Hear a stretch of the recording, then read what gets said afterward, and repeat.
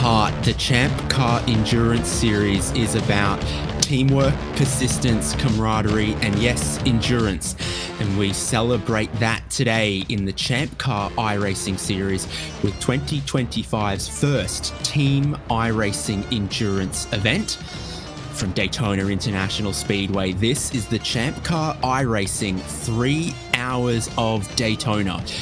3 hours of racing ahead of us for our iRacing teams from the ChampCar iRacing Series, many of whom are real-world ChampCar Endurance Series competitors looking for an extra dose of racing online here in the ChampCar iRacing Series. Gorgeous day as we look at those conditions, a 3.5-mile track that we all know and love well. It's the world centre of racing. We kick off with beautiful day, 96 degrees on that track, 71 degrees in the air, partly cloudy with a chance of some rain coming through later on, because there is of course 3 hours of racing ahead of us. To bring you live coverage here on ChampCar Live and HJBC channels, it's the three of us from HJBC, myself, David Haynes, Devin Peters and Michael Derby. Well, it's something that's been on the schedule since the very start of the year, that we were going to close out 2025 with a string of 4 team endurance races. And it is also never too late to join, with 3 more to come after Daytona at some of our favourite racetracks. We start here at Daytona, but with VIR, Sebring and Road America still to come. Devin, we have been looking forward to this. The competitors have been looking forward to it. And race start is 16 minutes away. Yeah, and it's perfect timing. A beautiful day in Florida, by the looks of things, and a good day for racing this Saturday. I'm thinking we'll have a good show put on for us by these GT4s. Folks might notice that the GT4s are a little bit faster than the ChampCar class in general, but we tried to keep it realistic. So we've only got 3 types of GT4s in here today: Porsches, BMWs, and Mustangs. All the sorts of cars you might see at a real ChampCar event. Yeah, so if it's after midday on your Saturday and you crack a couple of cold ones and squint, you can see a Porsche Boxster, a BMW E30 or E36, and I don't know, maybe a Fox body Mustang. You might have to squint really hard, but that's sort of the intention of what we're going with. Some cars that are approachable and fun to drive, but should also represent the kinds of cars that you see around and out and about on the racetracks of the USA in the ChampCar Endurance Series. Let's have a look through some of our teams and who's going to be representing them. And you're looking at Lizard Brains Podcast at the moment. DJ Alessandrini, a moderately well-known name there, will be driving with Tom O'Gorman, perhaps another name that will be familiar to some. SimCity Racing has Ryan Puchtel, who was in the top 3 of the regular season races of the ChampCar iRacing Series this year, driving things like the BMW M2 and the Global Mazda MX-5 Cup car. He's partnered up with Chris Beats.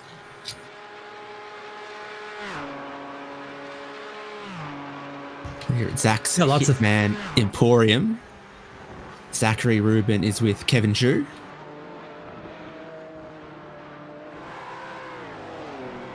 I've got a lot of drivers from Drive Trainer Motorsport. So this is Drive Trainer Motorsport Emerald, the number 8. Caden Parks Miller with LaShawn Young Dilworth. This is the hyphenated surnames car, the Emeralds, and it's a BMW amongst their 2 other Mustangs that we'll take a look at. Unless we're going numerical order here through the grid.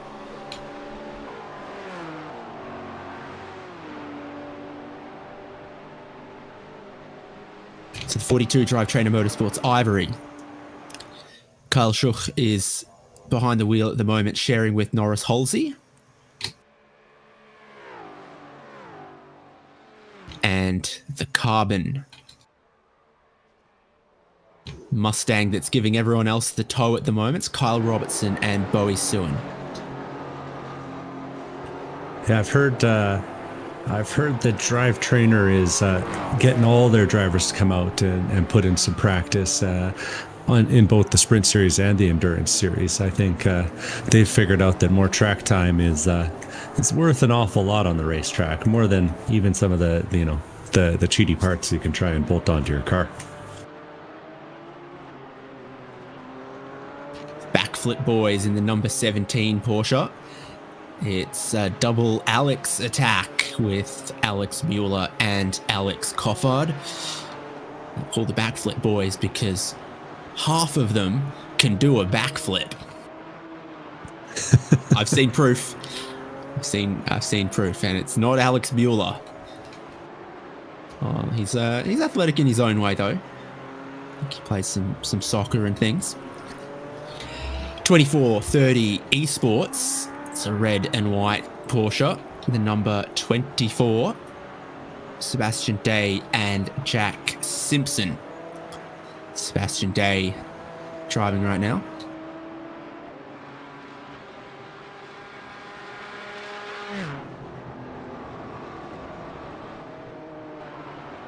Over at Balthazar Motorworks, Bill Woods is driving the 13 at the moment, with Zach Balthazar of Balthazar name and Justin Woods as well. Teams can have 2 to 3 drivers, and in the Love Racing 647, Nick Love 3 and Nick Love 4.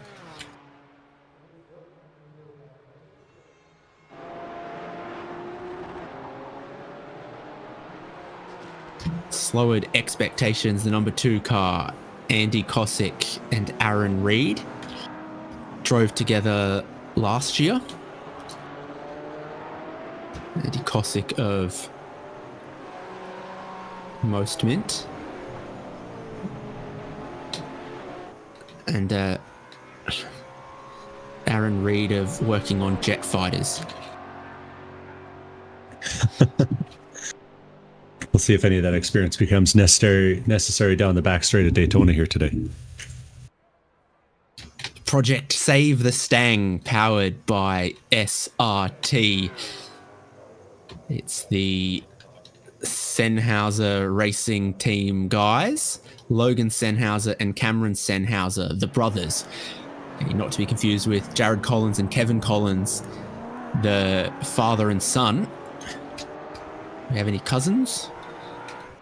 Roommates? What else we got going on? So back, having run through most of the field, they are running through qualifying and SimCity Racing, and Ryan Puxel have gone to the top at the moment. Live timing is available wherever you're watching, be it on ChampCar Live or on HJ channels. The link should be in the description or potentially even in the chat. It's champcar.hjbc.live, as it has been all season. Lots of great info there.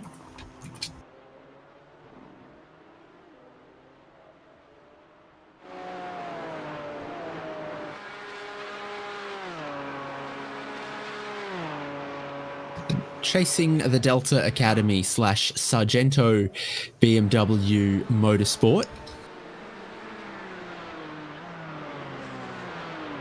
It's Lincoln Fox and Aaron Myers. I think Myers is chasing the Delta, and Lincoln Fox is chasing the Sargento cheese. Lincoln Fox is real cheese people.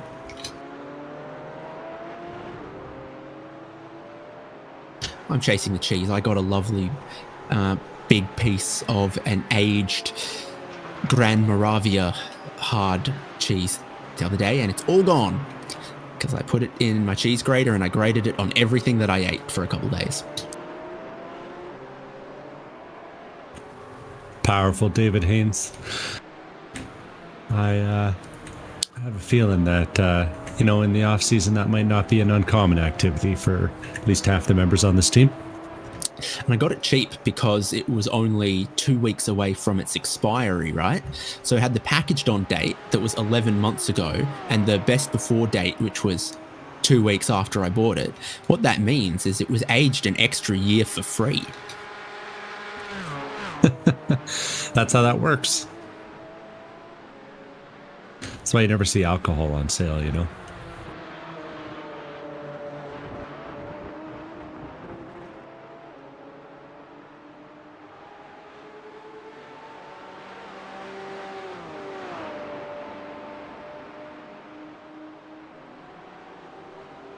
Still going through the qualifying at the moment. Not that I think it's going to matter a great amount with a 3-hour race. It's going to come down to things like strategy, keeping your car clean, and the long run race pace. You could move through the field very easily. Chasing the Delta do so. They move up into second right now. Lincoln Fox is driving the 48. Giving Love Racing a bit of a toe by the looks of things if I'm picking out the right car.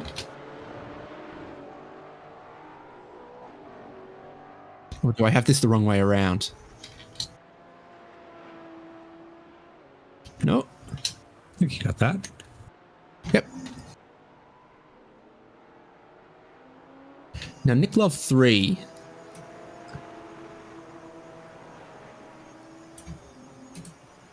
is Nick Love.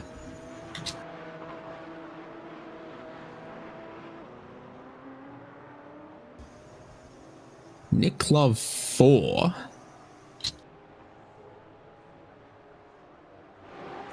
I think Nick Love might be funding some sim racing efforts for some of his friends.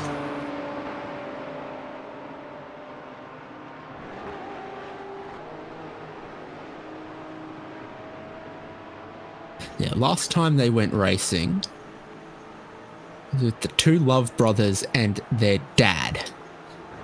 So I think Nick Love's made another account, and it's either for his brother or his dad.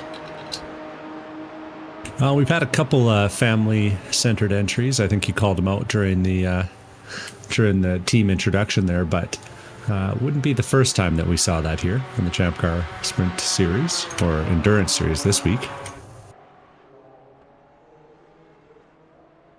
So it's a chance that we might see some brotherly love.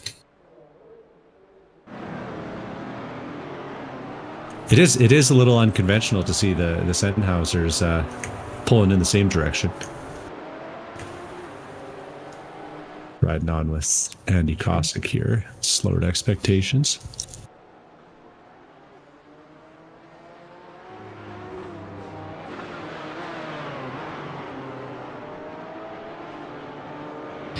Tell you what, yesterday on the road I saw a Porsche Cayman GT4 RS, and there was a twinge of jealousy deep in my heart for about 10 seconds, because that was a really, really nice looking car in whatever the common Porsche yellow is. Real Porsche heads would say, yes, that is a fliegende Achtung Zeitung yellow. Yes. Flying warning newspaper yellow. I'd have called it a Sargento cheese yellow. I didn't have that teeny bit of orange that American cheese has. It was straight up, canary yellow. Exciting. There's a couple of cars starting to put in some quick lap times. Lizard Brain's just gone and put in a purple sector, and so has Drive Trainer Motorsports Carbon, who's just crossed the line, actually.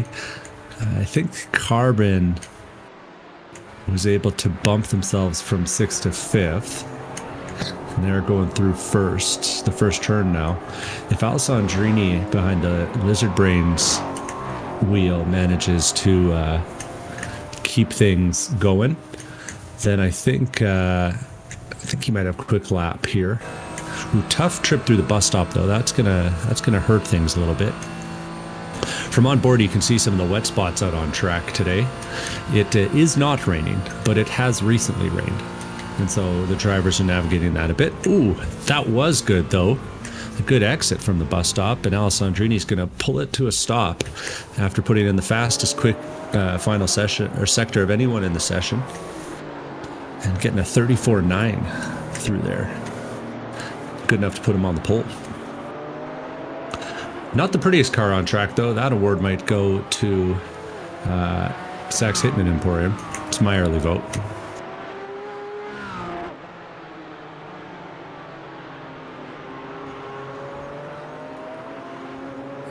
You're entitled to your opinions. The number 3 is up into 6th. It's also the first paint job that loaded in on my end, so you know it has an advantage. What do you think? I couldn't possibly. I love all of my champ cars equally. There is no most mint entry today, as far as I can tell. So no, because he's in the lowered expectations. Is Andy Cossack? I'm surprised they didn't. Maybe that stripe on them on lowered expectations is the mint blue. It's a little tough to tell.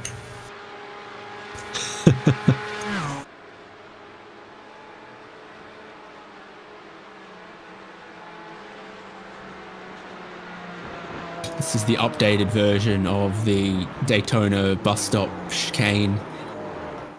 Not entirely forgiving. They've put more curbs, more sausages. Lowered expectations has just showed us how unforgiving it is as they get it pointed the wrong way through the bus stop. More tire bundles too. Minute and a half qualifying left. You have to think that's qualifying over for lowered expectations. And that's a Delta Airlines Boeing 737-800. It's taken its approach speed. The minimum approach speed on a 737-800 is higher than it is on a 737-700 because of the longer fuselage. You need to be traveling faster at a lower angle of attack, otherwise you'll scrape the tail on landing. So to avoid a tail strike, the bigger the Boeing 737, the faster it has to go on approach, and the more runway it needs to land. Luckily, there's plenty here at Daytona Beach. To say, for those concerned about that sort of detail, rest assured that iRacing is the quality of simulation that ensures that not only the cars on track behave, but also the background images of planes behave in the appropriate manner on approach. Yeah, they didn't used to. They were doing 300 knot approaches. We've brought that down to sort of 180, I think. Aaron Reed is in 12th at the moment. Obviously, last trip through the bus stop chicane did not go spectacularly. They are still ahead of Project Save the Stang by SRT.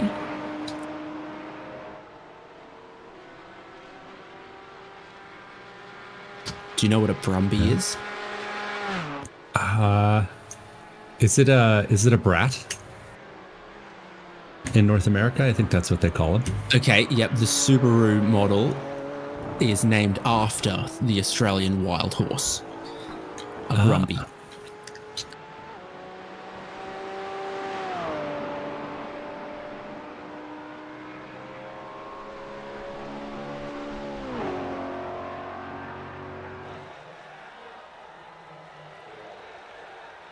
So that's the checkered flag out.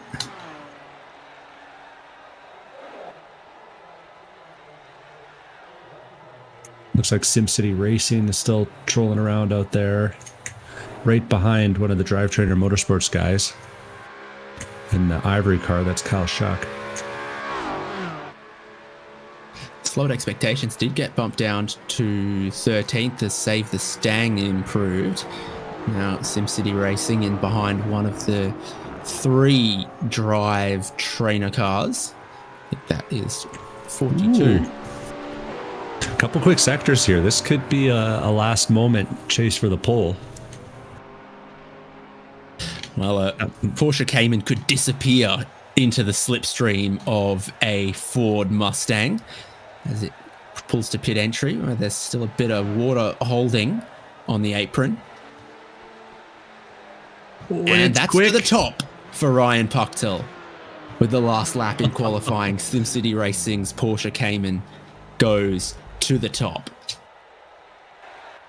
That's good stuff. Love to see it at the end of qualifying. That's all just the appetizer, the warm-up, before we get into the 3 hours of racing. SimCity Racing's Cayman will start from the front, chasing the Delta Academy. Sargento BMW Motorsport start from second. Lizard Brains podcast from third. The first BMW is fourth place, Drivetrainer Motorsport Emerald. Drivetrainer Motorsport Carbon Ford Mustang just behind them. Zach's Hitman Emporium starting from sixth. Drivetrainer Motorsport Ivory start from seventh. Backflip Boys in eighth. 2430 Esports in ninth. Balthazar Motorworks 10th. And then we had Project Save the Stang in 11th, Love Racing in 12th, and Slowered Expectations in 13th. New pace car for the ChampCar iRacing series. It's the BMW M2 CSR.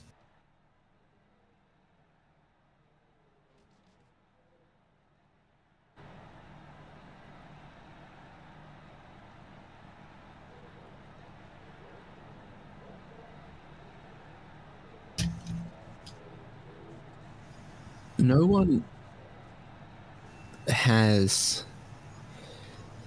one is required to start the race with the same driver that they used in qualifying. And to that end, I think Chasing the Delta may have swapped, and we'll be seeing Lincoln Fox start. Jack Simpson into the 2430. Bill Woods into Balthazar Motorworks. This is the only changes I'm immediately seeing. But it will be Ryan Pucktel who starts from the front row of the grid.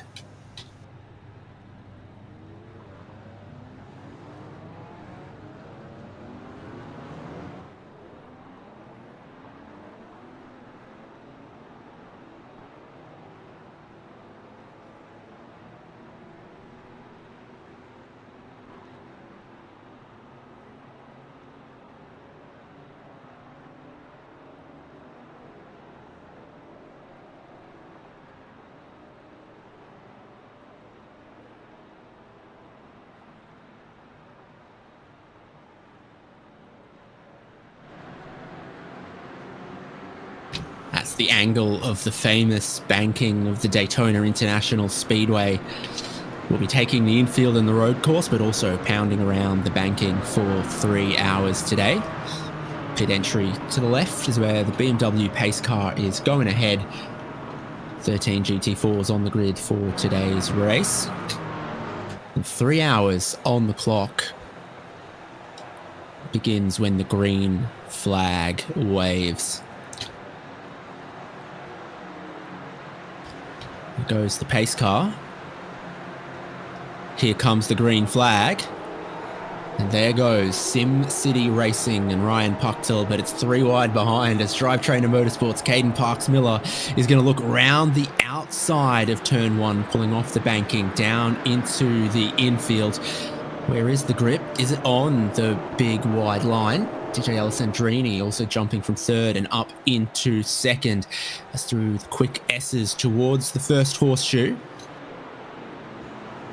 We'll drop in.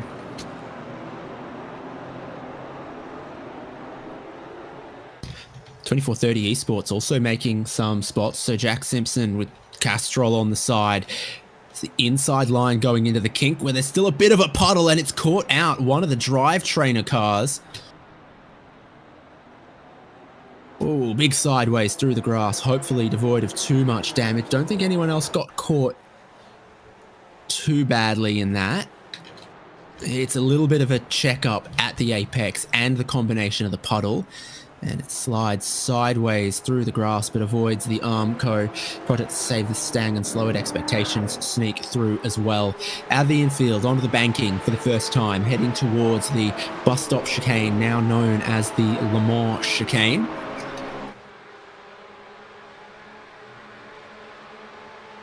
It'll always be the bus stop in my heart, David Haynes.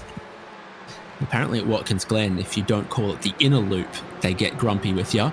The BMW's offline, hits a wet patch from Drivetrainer Motorsports, Caden Parks-Miller. Now he's got Robertson to the low side of him. 2430 Esports have got a really solid run in the draft and looking for a lane. Right-hand side might have been the way to go. Can you bump draft one to split the teammates? He's going to try.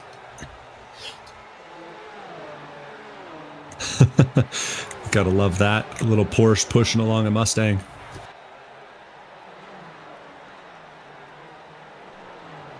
And it's tricky on the outside line on the entry into turn one there. You see Caden Parks-Miller in the Emerald Drivetrainer Motorsports car sliding a little wide on the entry as he splashes through that puddle.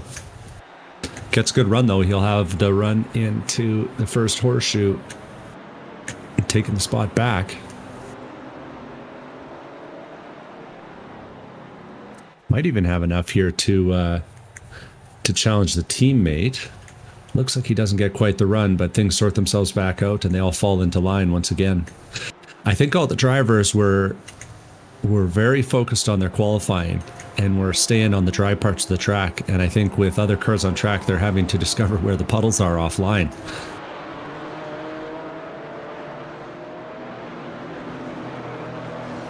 And there's a few dastardly ones out there. Certainly is. In the infield, at the apex of some of the corners, creates a split. You've got your top three drivers all together, and then Drivetrainer Motorsport, Zach's Hitman Emporium 2430 with a decent run. Backflip Boys just sitting in behind them. Love Racing and Balthazar Motorworks are very close as we head to the bus stop chicane again.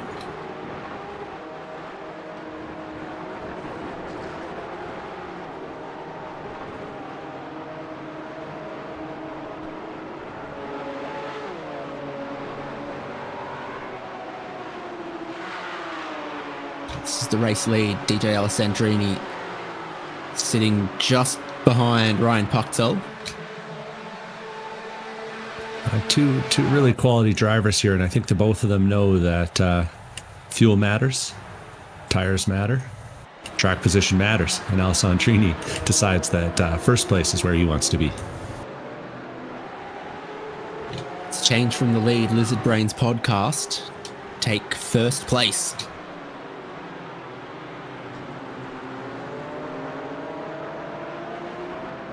Seeing three distinct packs starting to develop here. Looks like the top three, then 4th through 8th, and then some battling going on in the back.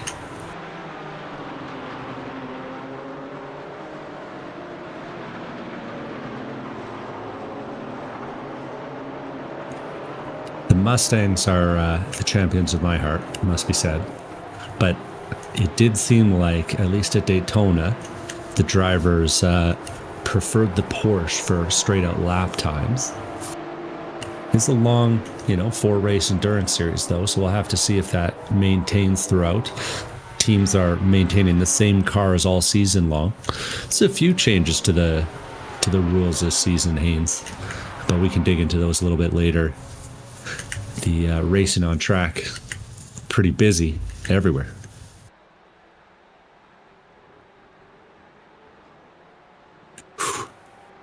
Still puddles you can see on the inside of the curbs through the Le Mans chicane.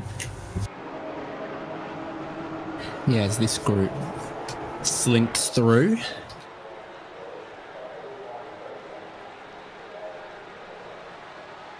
You're hoping to pick up a little bit of pace now that they've settled.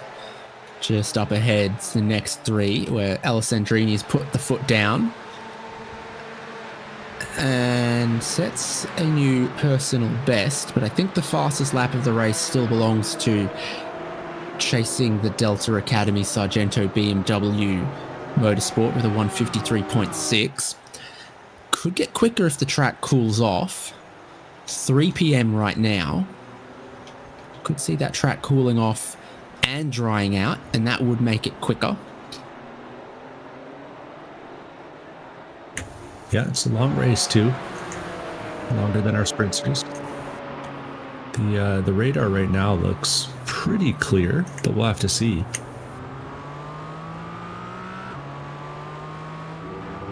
The radar is clear, and so is the next hour and a half on the forecast. So as they go around, bits of the track will be drying out. This is the onboard from second place. So 6/10 back coming out of turn 6 onto the super speedway, and immediately closing down to just 4/10 now, and then you've still got the whole rest of the banking around to the start finish line. 3/10 coming into the Le Mans chicane. Big yellow nasty curbs on the inside. Tire bundle just past the apex of 4 there that you do not want to hit, because some reason they've more than super glued it there. It will not move. 2430 Esports have made a meal of the bus stop, so they've got a penalty for cutting the corner and are dropping back. And the car on the low line, and they drop in behind.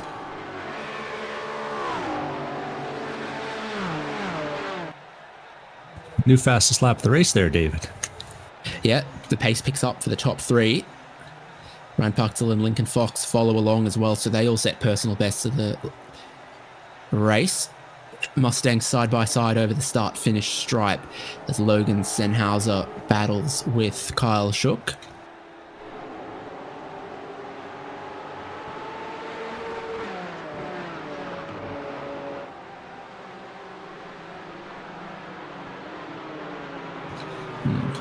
Put him in a pan with the crushed tomatoes, eggs, and some spices. That's Kyle Shakshuka. I'm hungry. Yeah, I was going to say, David Haynes hasn't had breakfast yet, folks. Or It's maybe all it's supper, no one knows. cheese, eggs, and tomato talk from David Haynes. That is a meal you could also... It's a breakfast meal you could put some cheese on, for sure. Top 3, are they still stretching their legs, unleashing more pace? Alessandrini has said the word go. That's how a safer barrier works, kids. Because we all know, Devon, safer stands for... Foam. It's just like a foam and the F, and there's like it's an impact reduction. Yeah, I did it. there's something about Society energy. of American Energy Foam. Yeah, reduction. We did it.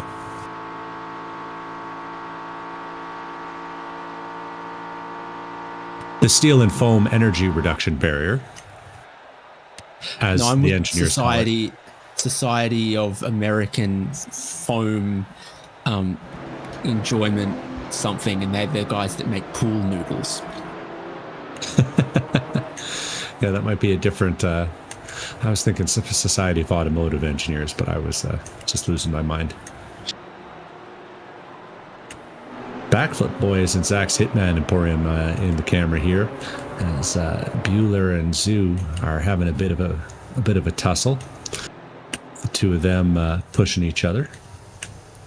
Yeah, 2430 lost a lot more time, so they're back with Balthasar Motorworks and Love Racing now, as our sort of 4th place pack has begun to splinter a little bit. The 2 drivetrainer cars are pulling away. Oh, is there more drama for 2430? There is. They've lost another 2 spots. Love Racing's also then gone past Balthasar Motorworks. Let's take a look into the Western Horseshoe. Yeah, and I think just getting caught out a little bit. Wide line, was there a puddle, or is that just where the marbles are formed, or a bit of the dirty line, something like that? I think all of the above, yeah. It's It's tricky with these GT4s for folks who haven't had the chance to race them in iRacing. One of the reasons they're quicker is because of all the fancy electronics on them. But once you get them sliding, they can be hard to get back. And I think that was that there. In the meantime, Nick Love also made a move on Bill Woods in the Balsazar Motorworks car and took a spot heading onto the tri-oval that time. Hard to say which Nick Love this is. I think this is the real Nick Love. Yeah, 3 is the one that we've had in the league for a long time, and 4 is the one that I accepted within the last week or so. Either way, it looks like they've got at least a little bit of a run coming out of the bus stop. We'll see. Nice and deep for Nick. Into turn 1.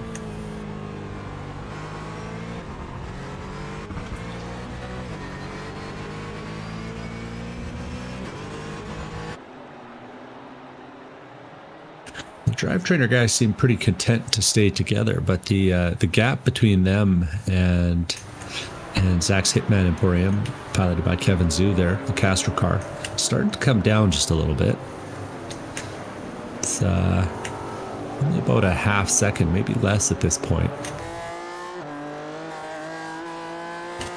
And with the big straightaways and the big corners out here, you know, that draft, especially when you're behind a Mustang, it makes a difference. So we'll see.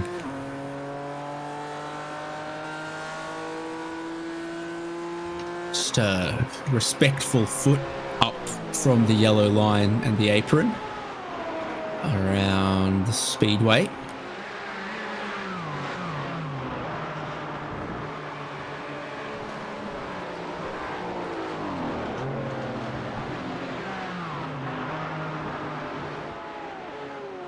Handy illuminated arrow just in case you forget you're racing the road course.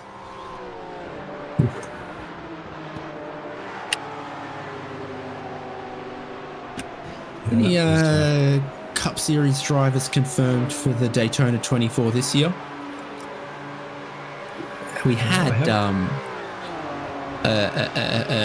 Shane Van Gisbergen and Connor Zilic sharing a Corvette last year. So that counts if it happened again, I think. I have to see.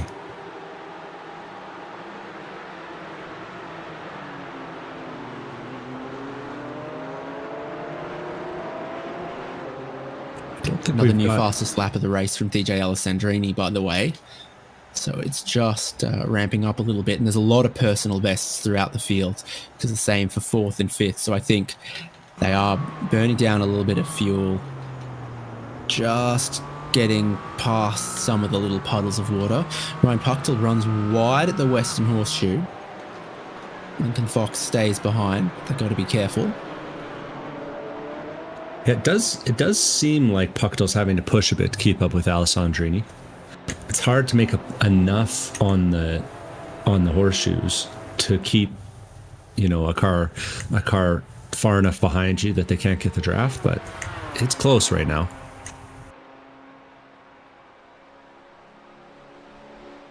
Four-tenths was not enough, though.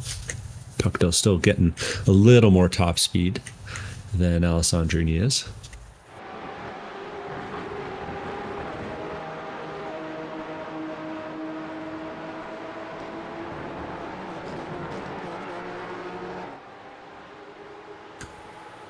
We've seen Puchtel a lot recently, but Alessandrini's raced with the series, the Sprint Series as well, a few times, and it's been pretty competitive in those outings.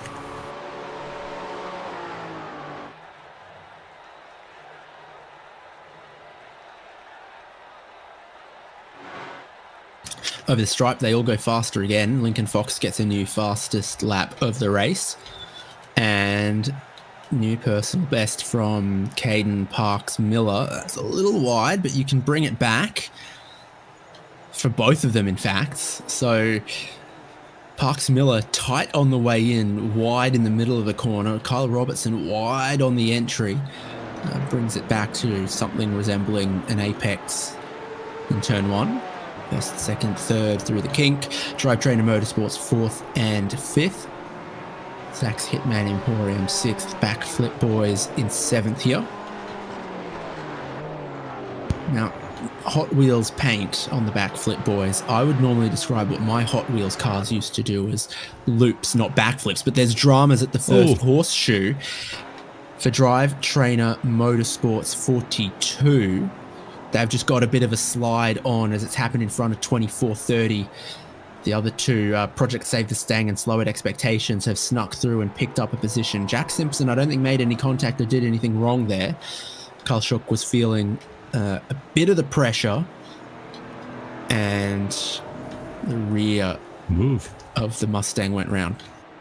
Jack Simpson gets another move done as the camera's on him there, this time passing Andy Kosick in the Slower to Expectations car, putting a lot of pressure as they were heading on to the horseshoe, or out of the infield there.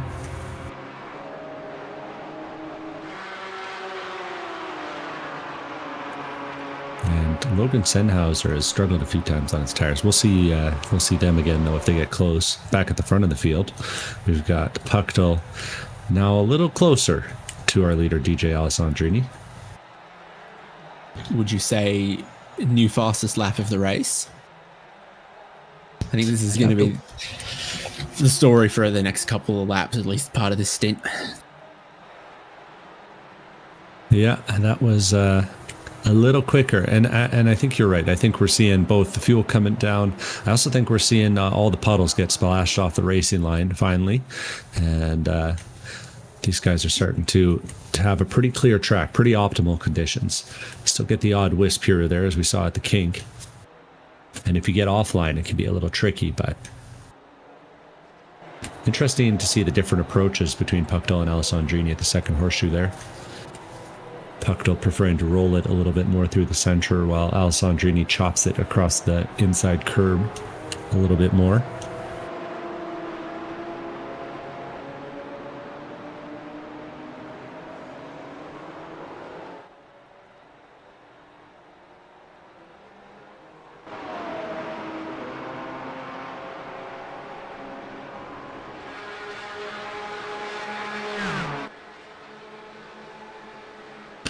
Pucktel entry also features Chris Beats and Marc-Andre Garon, so we'll have to see which drivers or driver ends up joining them today. Minimum of 2 drivers needed,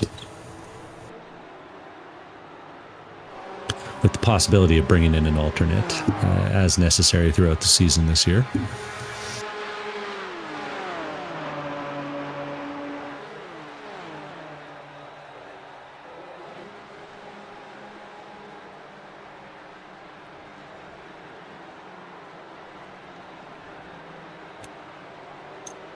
Squeeze a little bit towards turn 1. It's the onboard with the Porsche Cayman.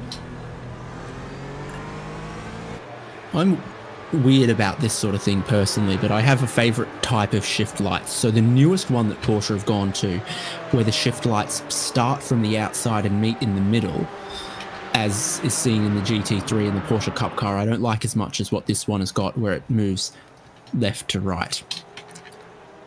So you can see the shift indicator sort of works up, and then by about the yellow or the first red light's probably time to upshift. And then I often think if you're going through a corner and there's not a single green light on the dash, it probably should be in a lower gear. A little more spaced out, the gears in this car, but often that's how the shift lights work. It's like, okay, if you see all of the lights, it's time to upshift, but if you see none of the lights, probably should downshift. I can imagine there's some good German reasons for the outside in to the middle approach, but yeah, I think I'm on side with the left to right. Well, Devin, you see, when you're in the left-hand side corners here and you're looking to the left, you need the lights to be visible, but also when you are going through the right-hand side corners, it needs to be visible, the shift lights. If they are blinking and they meet in the middle, then it works both ways. They must plan for cars that turn left and right then. Them German types. Yeah, I don't know if Ford plan on making corners in any direction, at least historical versions of the Ford Mustang. Yeah, I was going to say, if you're not going straight or turning left, then you're driving it wrong. I've seen them wreck going left and right, leaving car meets. Pedestrians are not safe on either side. Riding on board with the Carbon Motorsports vehicle here. Sorry, Drivetrainer Motorsports Carbon entry. And Kyle Robertson actually was overlapped and putting some pressure on the lead car of Caden Parks Miller in the Emerald entry. And we're seeing both of them having a little bit of trouble kind of putting the power down. It seems like at different points on the circuit. We'll see if they do one on command here. But they've been spinning the tires a little bit on the exits.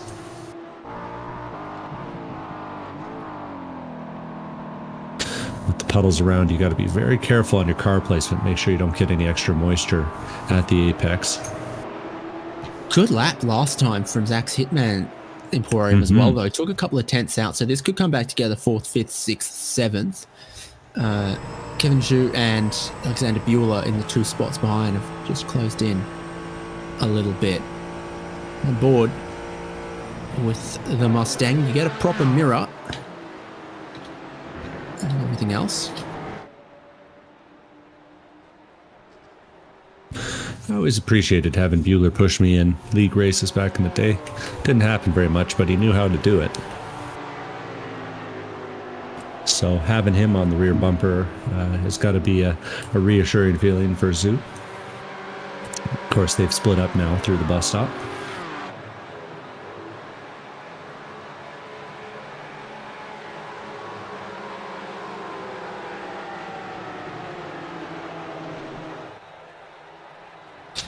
.24.30 are also pretty quick for where their track position is, but we've seen them be unfortunate a couple times. One loop at the Western Horseshoe, one time trapped behind another spinning car at the International Horseshoe. They qualified 9th, they were up a couple of spots, then they were back to basically the very tail of the field. Back a little bit. That is wide through every part of turn 1. But Save the Stang by Sennhauser follows them. I'm appreciating the Burrell paint job on this one. The Sennhauser guys want the Ford Mustang FR 500S back with its BF Goodrich treaded tires, H-pattern gearbox, and pushrod V8? Sounds real. I have to double check. Ford were quicker at realizing how overhead cams worked than Chevrolet. Oh, yeah. So even the Ford modular engine was overhead cams. I just don't know if the base Mustang GT had a single overhead cam or dual overhead cam. Things for me to look up that matter absolutely nothing at all. I try not to touch Fords if I can help it. You know that Ford Australia made 5.4 litre V8s at their engine plant in Australia. And all of them were 4 valves per cylinder dual overhead cams. So we didn't make any single overhead cam 2 valve nonsense. Drivetrainer guys keep getting closer and closer together, but that seems to be the tail in a few parts of the field. The Drivetrainer guys are having a good time racing with each other though, but they got to watch out. They're going too wide on the exit here. You see the 2 Porsches, Bueller and Zhu, pushing up behind them. And if they don't decide to line up, I think we're going to have a real battle for 4th place here. Might be a battle already.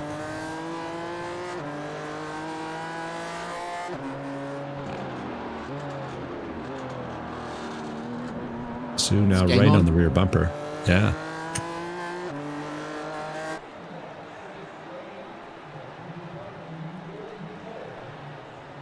in the early phase on the banking, you see the Mustangs have a little bit more power to pull away with a pretty similar exit, but by the end of the straightaway, the Porsches get up there, especially with some draft helping them out. And I have a feeling that after the bus stop, the Porsches get a little bit better of an exit. We'll see. Bueller holding it closer at the end of that train than he has so far through the bus stop, through the Le Mans chicane. I caught it, Haynes. Did you see me? Yep.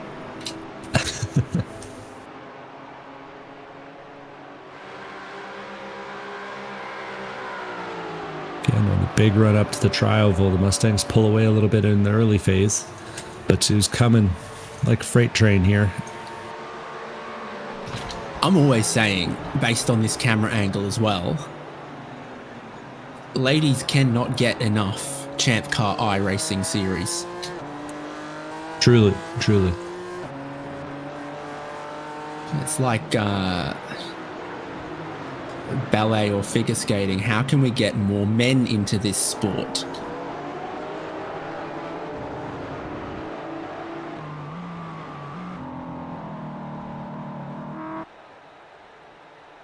Oh, that's touch and go here, exiting turn one. Ooh. 2430 and Logan Sennhauser.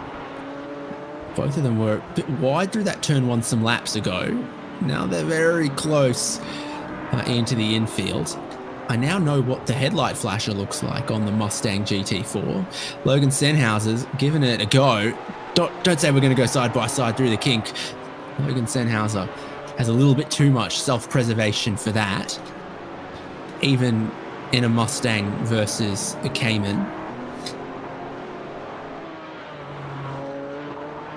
Just because you're the bigger man doesn't mean you're going to win the fight, Devin. Not sure that still applies in vehicles, you know. There's a little bit of a mass. There's a reason all those bad drivers want to have those big SUVs, you know. Speaking of mass versus agility, the Porsches are still right up on the rear bumpers of the drivetrainer cars. Going into the first horseshoe last time, Kevin Zhu was almost sideways. He had to hit the brakes so hard, try and take evasive action. So we'll see if into turn number one or into the infield here, there's a move to be made. The drivetrainer boys seem to have shaped up a little bit, driving in formation, making Zhu make the move. Hard move to make into the first horseshoe.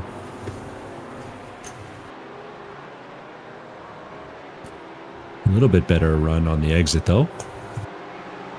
Fun angles here as we see them all four nose to tail coming through a kink. And this time inside, just a little peek by Kevin. Sets it up though, and on the exit he'll have a run. Trying to find a route around. It doesn't just yet. But the pressure is mounting on these drivetrainer cars.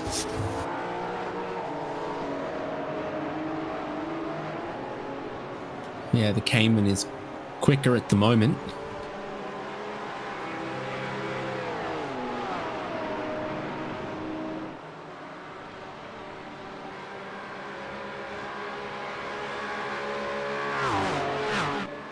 Now, look at who takes how much curb at the first apex. They all try to stay off it. Heaps of final apex curb from the two drivetrainer cars. Kevin Zhu keeps his four wheels firmly planted on the ground, and that gives him a good run. So is Caden Parks-Miller gonna run some defense elbows out for his teammate? We're gonna get some bump drafting super speedway spec on the oval.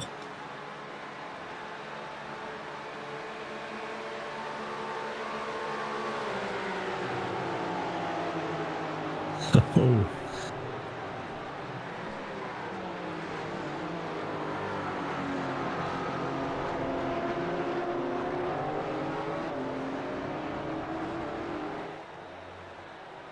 First pit stop of the race is Nick Love. Love Racing 647. driving down Daytona International Speedway's expansive pit lane. There's the entrance to Victory Lane there underneath the Rolex branding. And there's his guys, and they're easy up. And it's goodbye, Nicholas Love 3. Hello, it still seems to be Nicholas Love 3. Well, that would make sense. You want to extend the first stint so that you can hopefully make the driver change at a later one. If you only want to make one driver change on the weekend.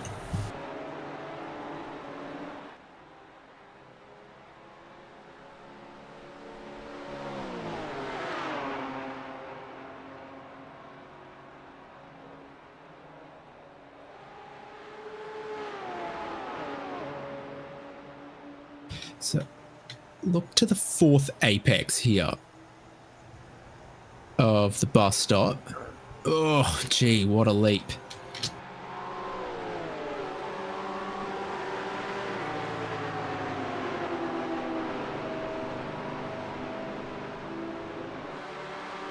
Pit stop still ongoing for Love Racing is a surprise to me.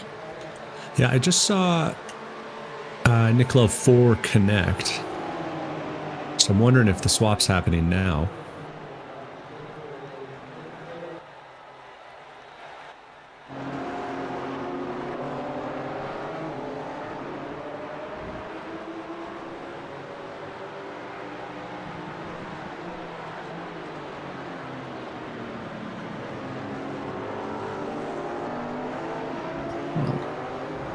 It's not, and they go a lap down. But now Nick Love 4 is in the car.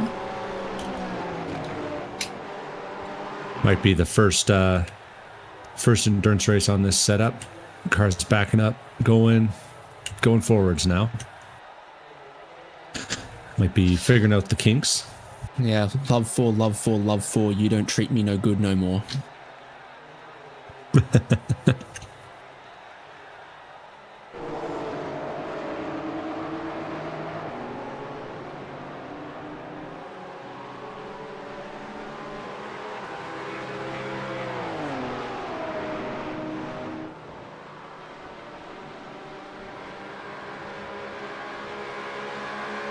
It's PB pace at the lead of the race again, getting into the minute 52s. That next group of drivers are in the minute 53s for the moment. So 52.8 for the race leader, 52.8 for Ryan Puchtel. Lincoln Fox 53.1 ends up just a tiny bit further back this lap. Then I think he must have been all over Ryan Puchtel the lap previous. And what's that? Better part of 170 miles an hour over the start-finish line, I think. And the pace did just drop back a little bit on this race, on this lap for those three. So back into the minute 53s. Back on board with Ryan Puchtel for SimCity Racing 71.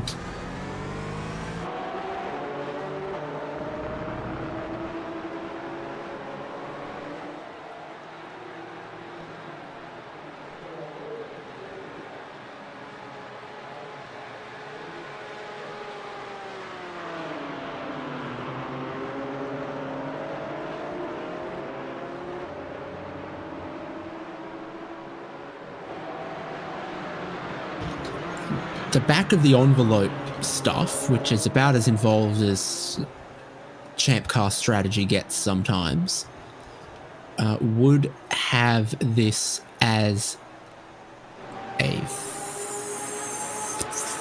3-stop race.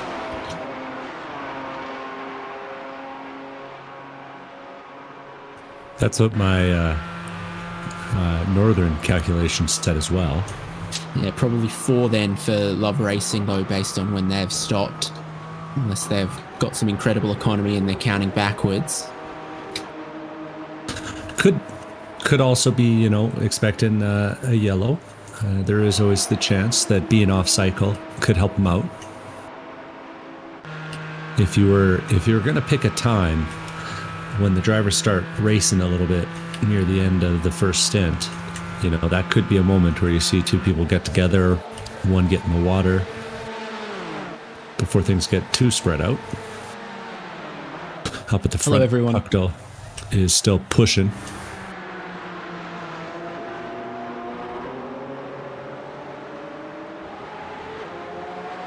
Favorite race day snack?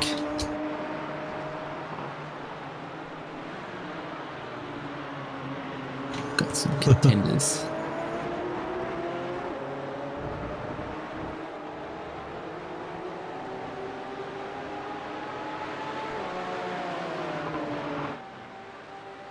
So between Sargento cheese and hot dogs and lizard brains. I've eaten lamb's brain. I'm not recommending it, so I'm not sure that lizard brain is going to be any better.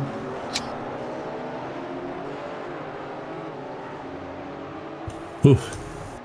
Well, hopefully the lizard brain doesn't take over in this little batter group we got here. Zoo right back up on the rear bumper of those Mustangs again. But again, the Mustangs are going to pull away as they hit the tri-oval. Hard time to be a Porsche out here.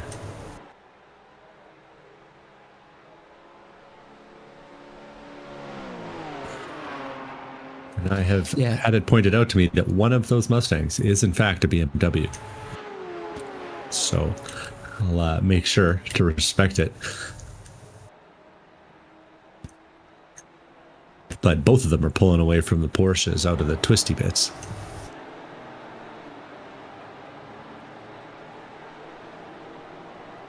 Oh, she's got to slow down through the Le Mans chicane bus stop. Ooh, tough. So Bueller and Backflip Boys go up into 6th. Creates a little bit more space for Drive Trainer Motorsport.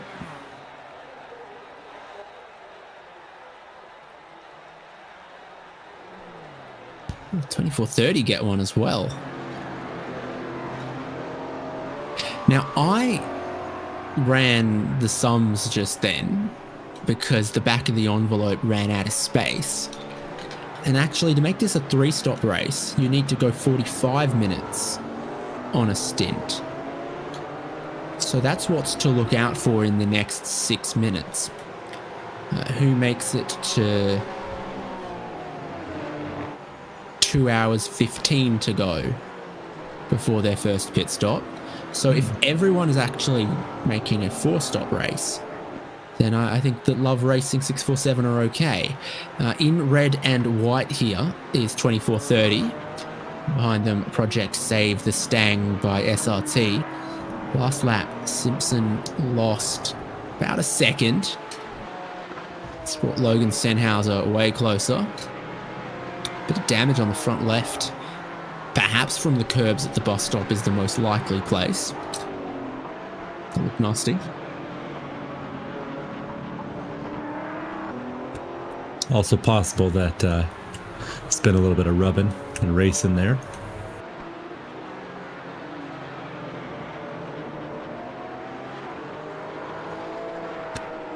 Either way, that's going to be affecting the top end just a little bit. Backflip Boys getting right back with Drive Trainer Motorsports 4th, 5th, and 6th. Ooh, drama models at the front. Yes, they've caught some lap traffic of Nick Love 4. It's then caught out Alessandrini. Lincoln Fox has gone to the lead of the race. Alessandrini was wide through 1, has come back on track in 2nd place. Now Ryan Pucktel crosses over under as he can. We'll get to the replay here. So is there a miscommunication? There's a big miscommunication going in towards turn 1. Yeah, and then a puddle Alessandrini right there. Finds that puddle on the exit and has to drive it back inside, and in the meantime loses the spot to Lincoln Fox. And Pucktel has gotten held up a little bit as well by the Love Racing car, now piloted by Nick Love 4. Bill Woods and Balthasar Motorworks are going to be the second car on pit lane. The third car is going to be Drive Trainer Motorsports 42, Kyle Shook. So just past 40 minutes, we've got 2 cars on the lane. Bill Woods for Justin Woods in the number 13. Still yet to find out what drive trainer might do. Oh, a change there. Shook out, Halsey in, who I think did a lot of the qualifying as well. Yeah, that'll be interesting to see what the pace looks like there.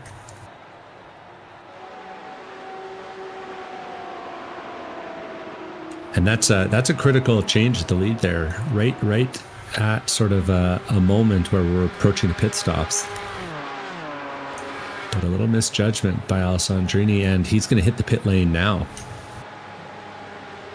He's led the way most of this race up until just a lap ago. So chasing the Delta Academy, Sargento BMW Motorsport continue on. They're not even in a BMW anymore. SimCity Racing carry on, and Alessandrini is in. The two drive trainer cars, the Mustang and the BMW, are both on the pit lane and on the limiter. Kyle Robertson and Caden Parks Miller coming towards the stop here.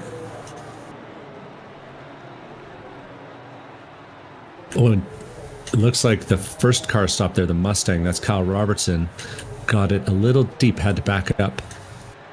And that'll cost just a moment of time.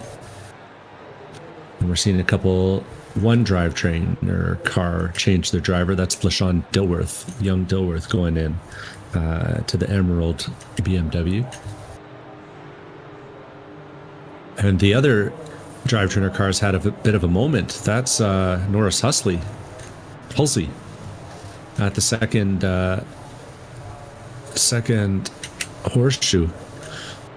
It's made contact with the wall a couple times and has towed back to pit lane. Cold tyres can be an issue in GT4 cars, so I think that's what we're looking at here.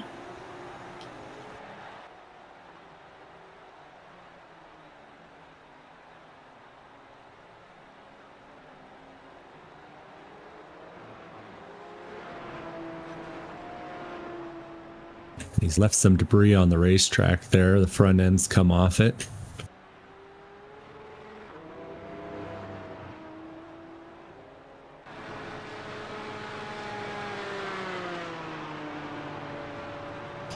Everyone else coming into pit lane, including your leaders. It is 2 hours, 16 minutes to go.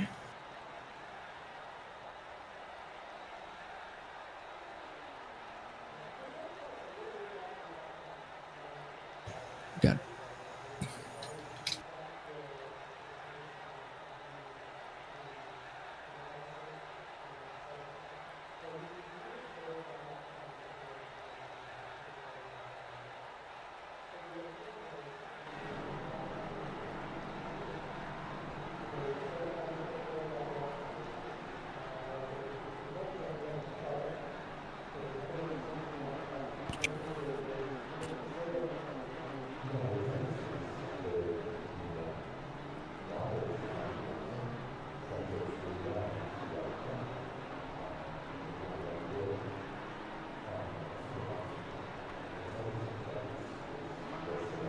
on track, we're seeing the cars cycling through their pit stops. Lincoln Fox and Chris Beats now behind the wheel of the SimCity Racing car. So that's the Sargento Cheese and SimCity Racing carrying on.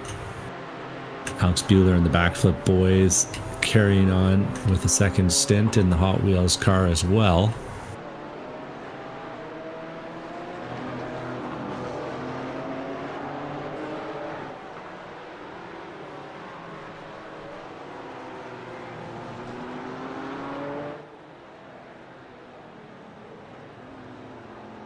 So, what's going on for Lizard Brains? Number 5.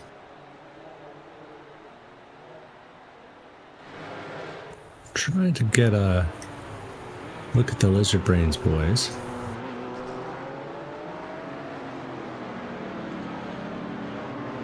Not seeing them on track. No, I don't think they left the pit lane. And Alessandrini and Tom O'Gorman have disconnected from the race. So not sure what has happened there, but one of our top contenders is the leader of the first stint is out.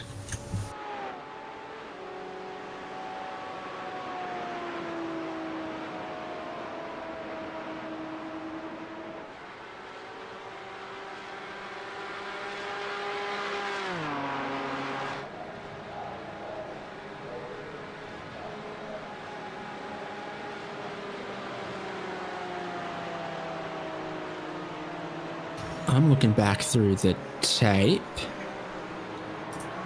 and it looks like they drove into pit lane and then just didn't drive out.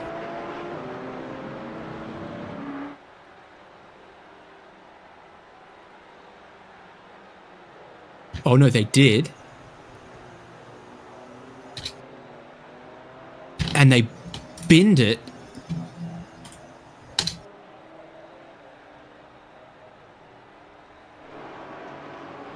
And it brings out a safety car. They went into the wall at the bus stop on cold tires.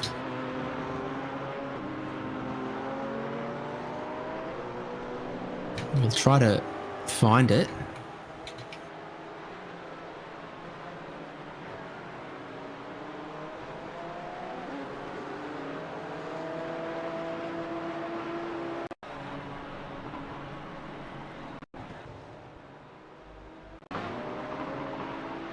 See if we got it here.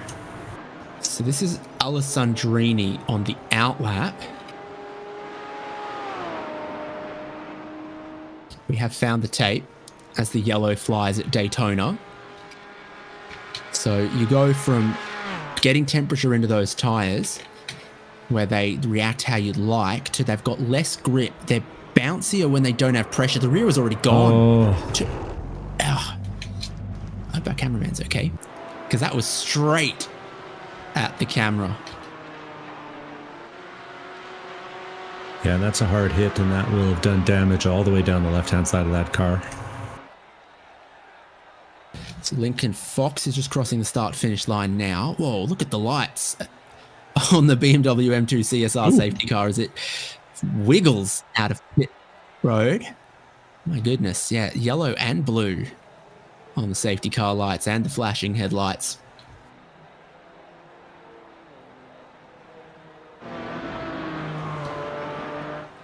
That's Fox. So, yeah, a lot happening in the space of 10 minutes there. We were sort of settling into our rhythm, and then problems for Love Racing, problems for Lizard Brains podcast, some other confusing stops. Drive Trainer encountering some issues in the number 42 car, and then a long stop for Sennhauser's in Project Save the Stang. I don't know what happened there.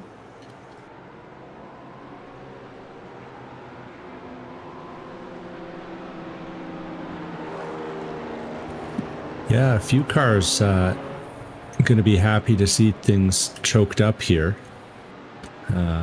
Field coming back together under the yellow. I think Sebastian Day and the 2430 Esports car will be happy to have some of the mistakes to the first stint wiped away. Justin Woods in the Balsazar Motorworks car and Cameron Sennhauser, the other Sennhauser, now driving the Stang.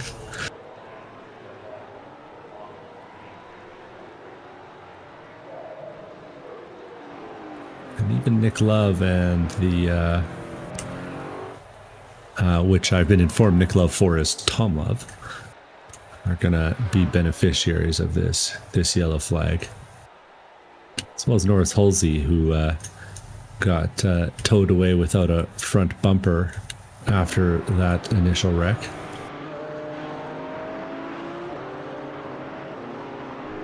So it looks like one retirement, 2 cars a lap down. 10 cars on the lead lap. There's Lincoln Fox from Chris Beats just 2 laps into this race. Alexander Bueller staying in the car at the stop. Kyle Robertson staying in the 23, but we had a driver change at the 8.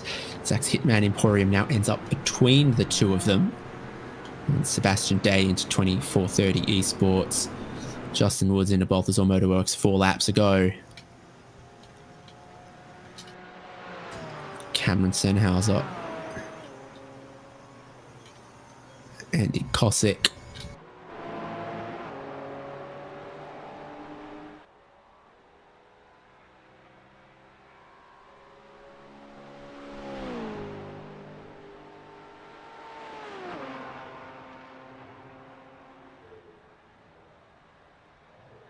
These are our 2 lap down cars here, I think.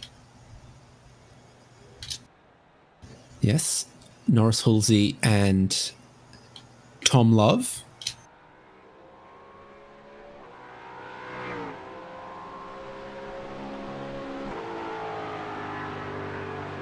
Yeah, coming up pitting for a second time. Yeah, and we got a couple of cars opting to top up. So that's Andy Kosick in the Slowered Expectations car. And that looks like, what is that on the pit lane? That's Chris Beats in the SimCity Racing car. Looks like both are just opting for some fuel.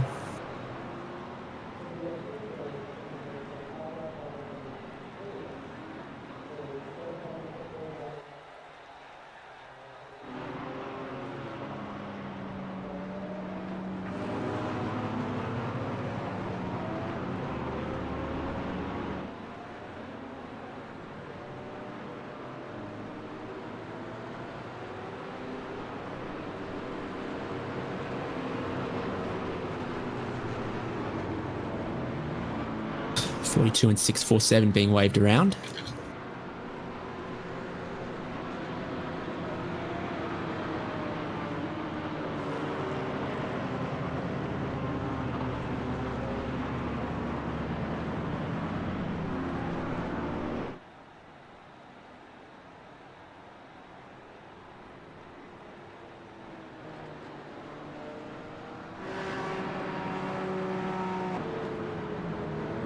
Got the amusements going in the center of the track.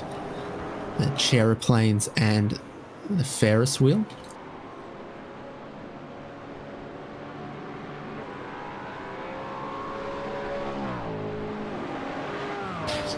Do you want some fun Ferris wheel facts, Devon? Yes, please, David Haynes. The Wiener Riesenrad Ferris wheel in Vienna was the tallest standing Ferris wheel in the world for 60 years. When it was built, it was not the world's tallest Ferris wheel. Then 3 Ferris wheels taller than it got demolished. It stood as the tallest standing one for 60 years until someone got around to building a taller Ferris wheel again. We had 2 Ferris wheel booms. One in the 1900s, everyone was building a Ferris wheel, including the original Ferris wheel. And then we forgot, everyone except Vienna forgot how cool Ferris wheels are. And then at World Expo 1985 in Tsukuba, Japan, Techno Star opened as the world's tallest Ferris wheel. And then the record for the world's tallest Ferris wheel got broken every 4 years from then. Things like the London Eye, Singapore Flyer, whatever the one in Las Vegas is opening. For 60 years, Wiener Riesenrad was a only child of Ferris wheel success.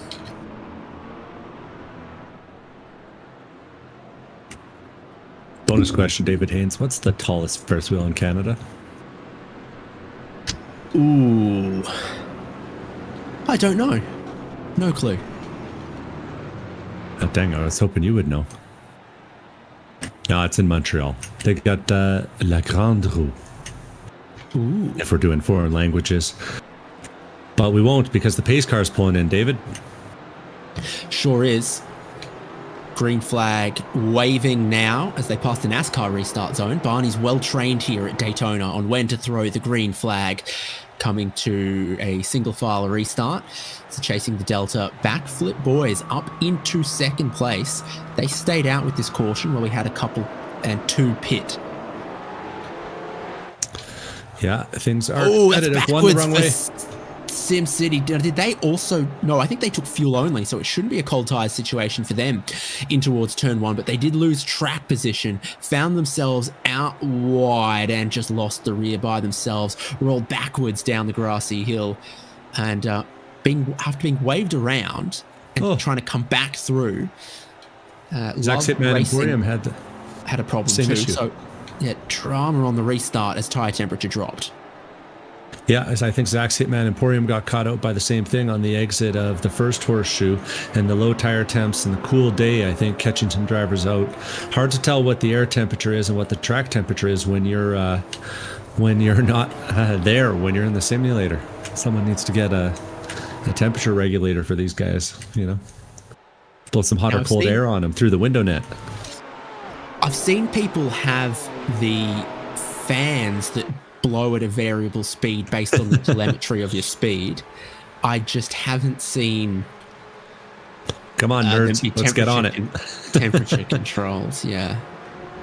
Okay. I think you could repurpose a ChampCar cool suit, make it happen.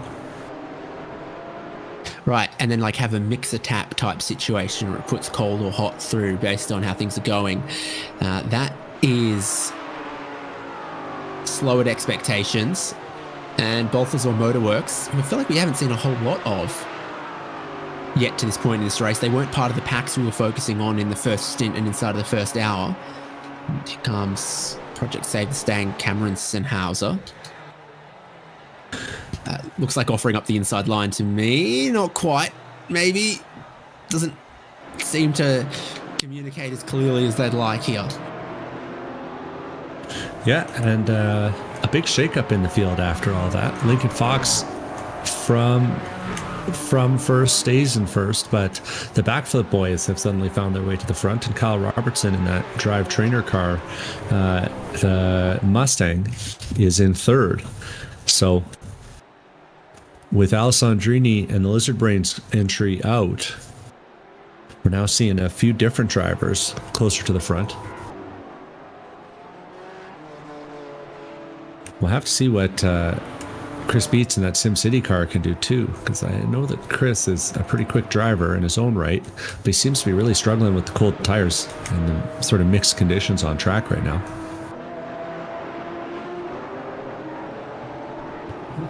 See him nice and carry a lot of speed there, though. Coming back.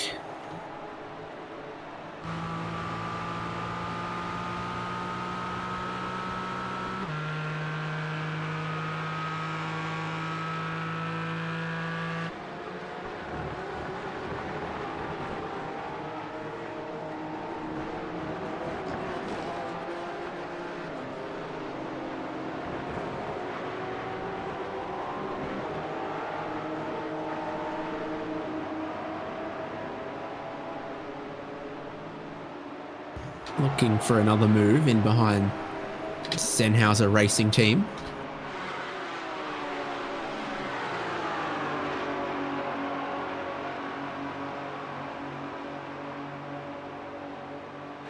A whole heap of speed heading down the front straight. Pulls to the left-hand side to give them the inside for turn 1.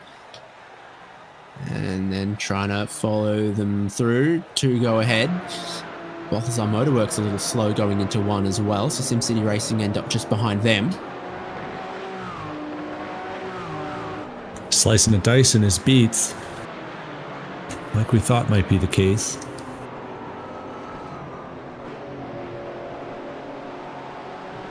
Nice exit out of the first horseshoe. He's going to be alongside the Balthazar Motorworks car, currently piloted by Justin Woods. And Justin Woods hits the puddle at the apex, gets a little loose, and that's going to give a little room to Zach's Hitman Emporium, still piloted by Kevin Zhu at this point.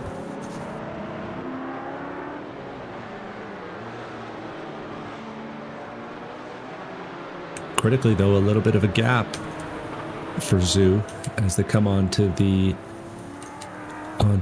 tri-oval here, heading into 1.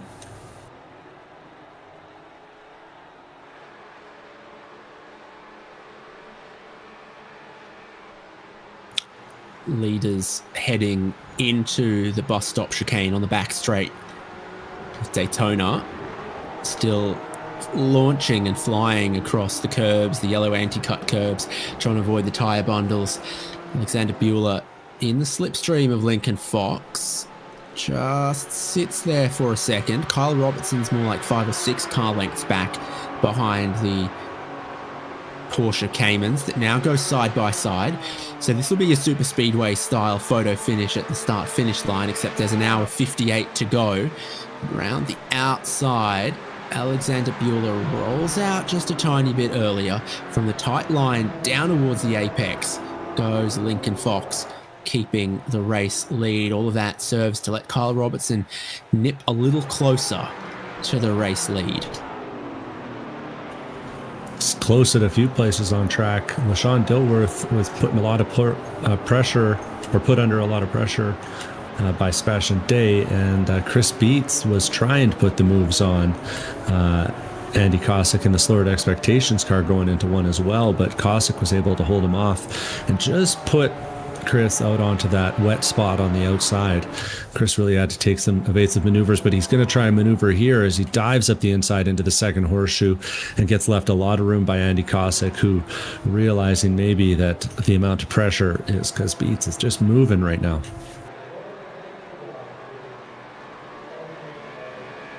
Last time by nearly a second and a half faster than the car of Andy Cossack. Kevin Zeus trying to do the same, but has lost even more ground, just not quite slicing through the traffic at the same rate as the SimCity racing car is up ahead. Still putting on a respectable showing though. This is a strategy versus track position type of play for SimCity Racing. When they pitted underneath the caution to take just 2 or 3 extra laps of fuel, it shuffled them backwards. But it might help them in the long term versus the 3 cars that ended up out in the race lead. That is Kevin Zhu looking for the big run around the outside of the banking and whatever slipstreams possible coming off slowered expectations. Yep. Doing a little side draft here, trying to make the high line work. And usually it's not a bad spot, but with the water on the outside of one, I still don't know if I'd be comfortable up there. Narrowly avoiding the puddles, barely gets it slowed down, but it's going to hold the spot and take it from Cossack. So that's Zhu up to 7th place now.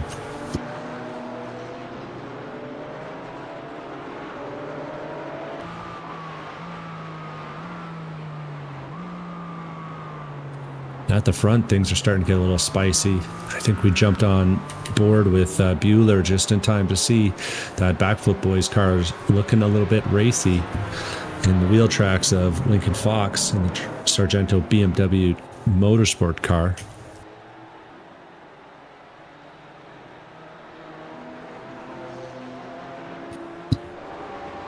Yeah, it was weird when they decided to sponsor the Porsche with the BMW money, but you know, that's how things go. That might be what the chasing the Delta part of the team name is. You know, gotta just go with the faster car sometimes.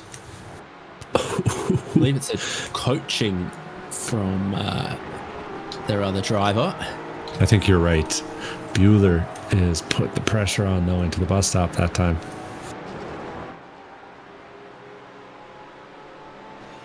Bit of that cloud comes across now, so it was pretty sunny, and I know what Florida sunny is like. But then the cloud comes across, as it can do. We get a little bit later into the day. Track temps begin to drop, but no more moisture on the circuit. So what kind of a lap times could they pull out once they get through a couple more pounds of fuel? It's the onboard with Bueller in 2nd place. So long as your race pace is within, you know, half a second a lap, 0.8 of a second per lap of another driver, you can stay glued to them here at Daytona. It's one of the key characteristics of this place. So you can sort of retune yourself to say, I don't need every single 0.1 of a second. What I need is consistency. Because if I don't have consistency, I'll drop away from the race lead. Chris Beats finds just a couple more 0.1 of a second though. And they are now up into 6th place. behind Sean Young Dilworth. Yeah, using that Mustang-shaped hole in the air to put in a real fast one. You've done it again. BMW-shaped. They did. Is the grill not big enough for you, Devon? Did they not put enough nostril on it for it to look like a BMW? Somewhere there's a board meeting and they are saying, how can we make the whole car a grill? Because Devon Peters is disrespecting us. I just need them to put a BMW logo on the roof. That's that's what I'm looking for. They're holding the inside line.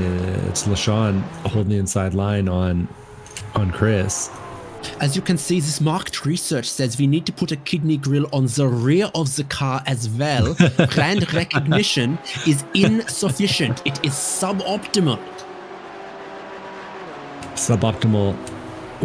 How I would describe that line for Chris. I think he might have picked up a slowdown that time, went up high, and now is getting a little bit of draft from LaShawn. Getting a little side draft. Way up high or down low, I'll go wherever you will go. And Chris Beats has the calling to move forward and go into 5th place.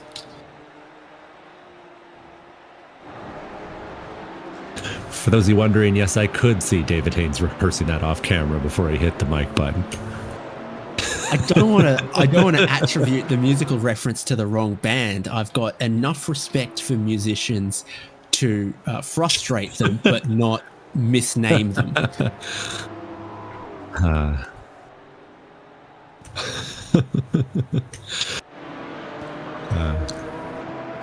Well, our top 3 are still together, and it was actually interesting to see Kyle Robertson close up on the lead 2 in the drama in the Western Horseshoe right now for Norris Halsey.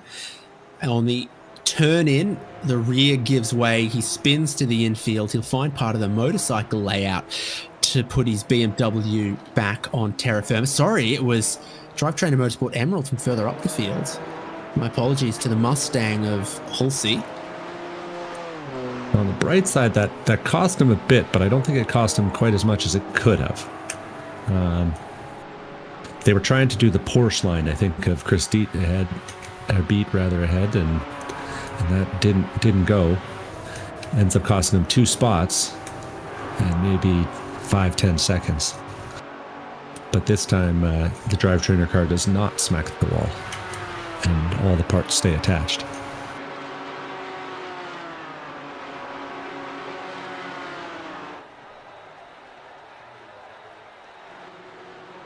So the track position play continues. Chris Beats, now in the top 5, is on the rear bumper of Sebastian Day in the 2430 eSports car.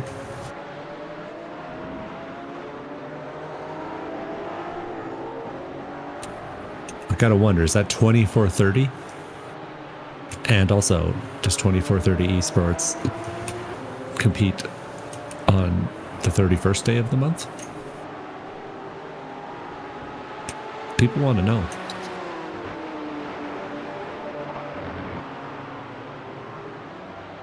I want to know, have you ever seen the rain?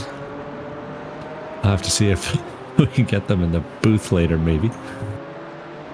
Because it is 4:20 p.m. in session, 4:22, don't get too excited. And 5:45, there is predicted rain. So that is before the checkered flag. That is an hour 20 away that the chance of rain increases, and the forecast moves from the current mostly cloudy to overcast and then to possible rain. Sebastian Day comes back over onto the racing line on the back straight, holds on to 5th place, massive hop of the second chicane curb.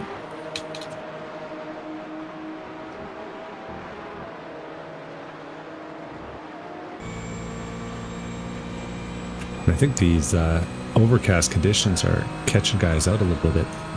Just seeing a few lines get wonky on people. Not for Chris, though. He gets a big run. coming off of 4 and into the tri-oval. He will take the lead by a few car lengths over Sebastian Day. The lead among the two of them anyway. That's 4th place on the field. They are about 8 seconds now behind our race leading trio. Chasing the Delta Academy, Backflip Boys and Drive Trainer Motorsport.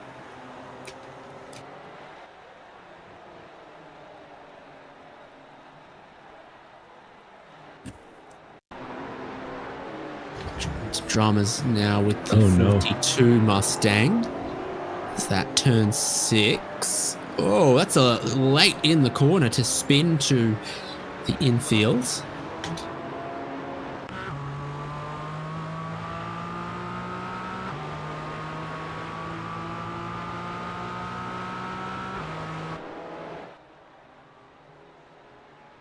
That thing just looks like it's not handling for anything. And I think these really cool conditions out here are making it tough on the drivers. And let's not get too far ahead of ourselves. I just looked more closely. 70 Fahrenheit. An hour, 20 minutes from now is a 23% chance of rain. But it will be very overcast. Race leaders here, inches apart. I think iRacing needs to add some more simulation to its simulation and let me decide if the weather updates you get are F1 quality or frantically refreshing the cell phone at a racetrack with bad internet quality. You know. Give me worse weather information.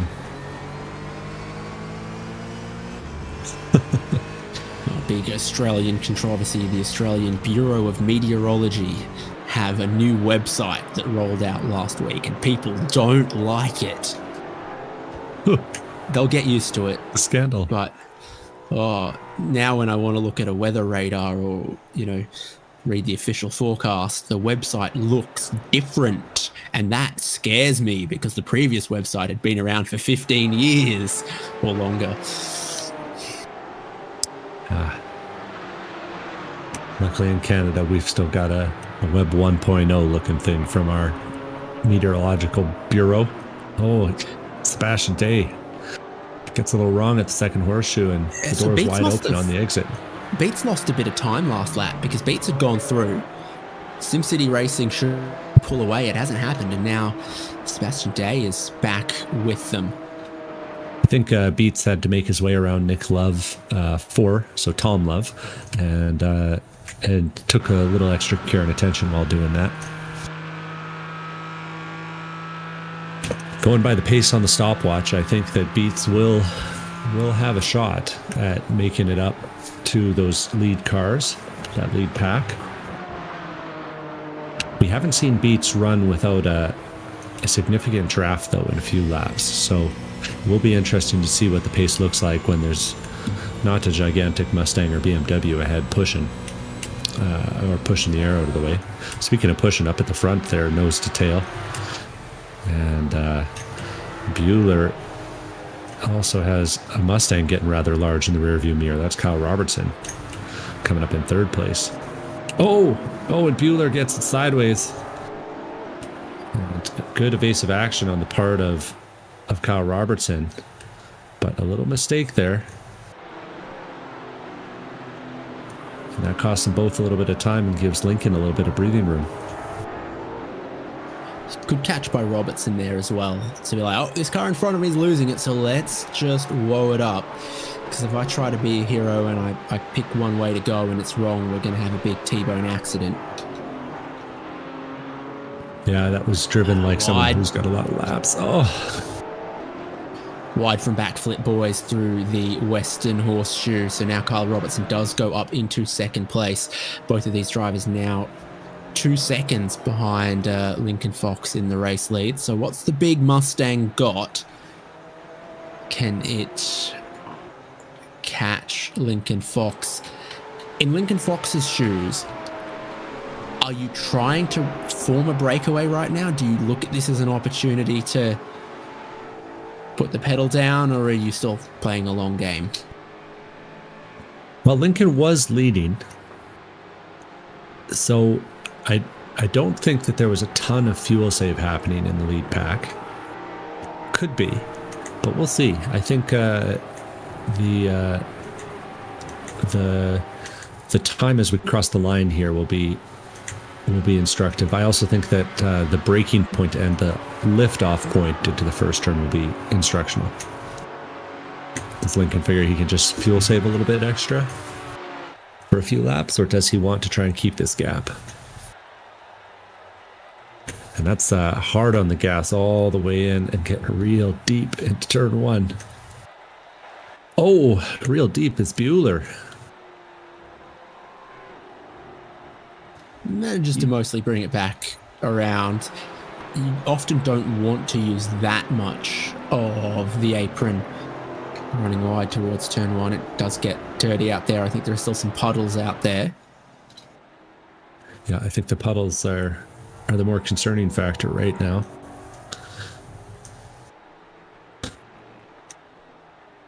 Either way, last time by, Chris Beats took a real good chunk out of both the guys ahead, nearly 3 seconds from 4th place to 3rd. Aided, of course, by that incident in turn 1.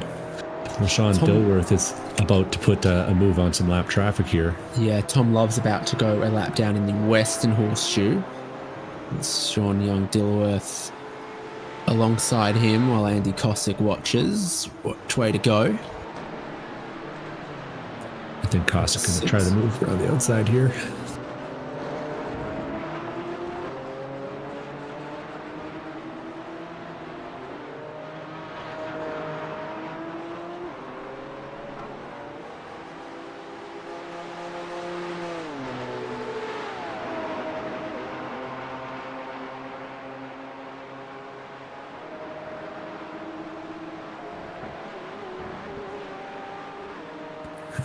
Cossack comes by cleanly. Oh, cleanly. Spoke too soon. Oh, no. And a big hit there as Cossack a little offline into the Le Mans chicane, jumps the inner curbs, and we'll see it here. Gets airborne and clanks the wall. And that thing's driving a little funny. I think he'll get it back around to the pits. So he's on the tight line on the way in. Understeer that just nasty yellow curb, and then into the tyres in the infield. Love Racing also taking the opportunity to take a pit stop.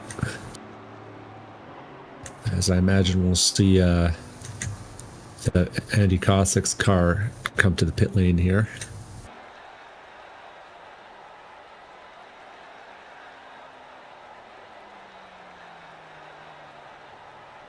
Yeah, that's a crab walking Porsche right there. Sort of like those stance guys, but you know, a little different kind of modification to the alignment.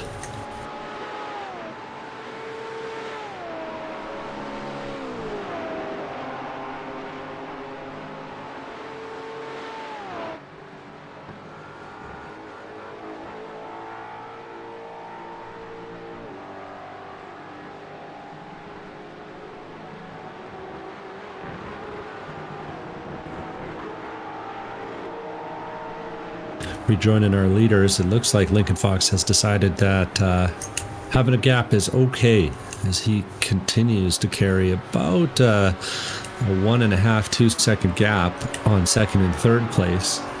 After Alex Bueller had that little moment in turn 1, Kyle Robertson has taken 2nd place.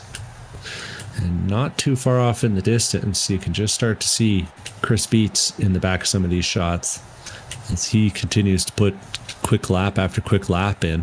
Last time by a 52.7, managing to take nearly 5/10 out of the guys ahead. Slower expectations just in the pit exit now. There they are rejoining just up ahead, but delayed.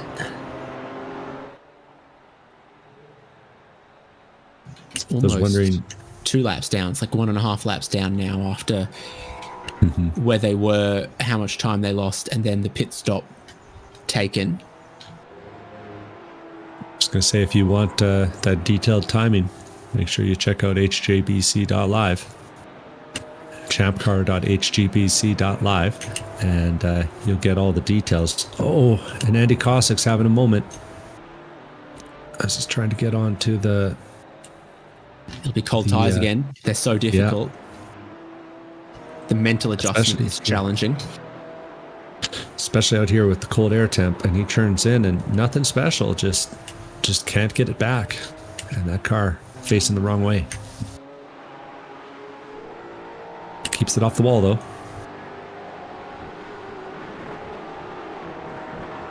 And despite the fact that we have a mostly dry track and a clear, mostly clear sky, these cold temps are really catching guys out on the transition.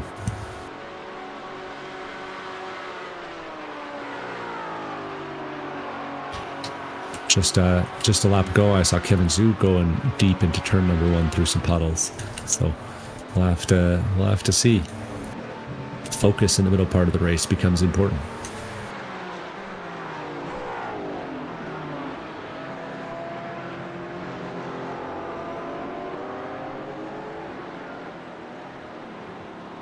Well, we've got 3 hours of racing here at Daytona to begin the team endurance season of the ChampCar iRacing series. We're not far away from doing one of the prize draws from the earlier races in the season. So how it works, if you do a run of 4 consecutive races, either in the spring, the summer, or the fall, and you complete those races, your name goes into the draw. We've already drawn some of them. I think the spring one was won by a name that was on the top of my tongue until I started the sentence. Don't worry, David Haynes, I got your back there. Our second draw was won... No, I don't have your back. Oh, man. Oh, no. Good thing we've got 96 more minutes to sort this one out. ChampCar iRacing Series prizes 2025 is the spreadsheet I should have opened and am right now. Don't worry, it doesn't contain any of that information. Yeah, there you go. Jeffrey Rockwell, and then Jared Collins from rounds 5 to 8 across the summer. 2 ChampCar members that love to race with us here on iRacing for all of the benefits that it gives them.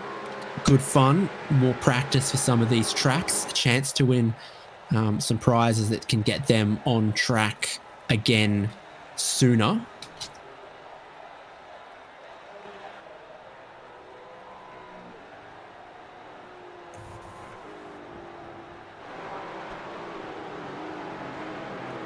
On track, we've got the leaders coming up on one of the Drive Trainer Motorsports cars. This one, also a Mustang. This is Norris Halsey. Having had some struggles early on in the stint with the cold tires. Now in the crosshairs of Lincoln Fox, who's still holding about a 2-second gap, now down to about 1.5. to the guys behind, and Halsey makes sure that he won't influence the race by getting way out of the way. Kyle Robertson and Alex Bueller make it through quickly. Blue flags, of course, just informative. This is an F1, but well executed there by Norris.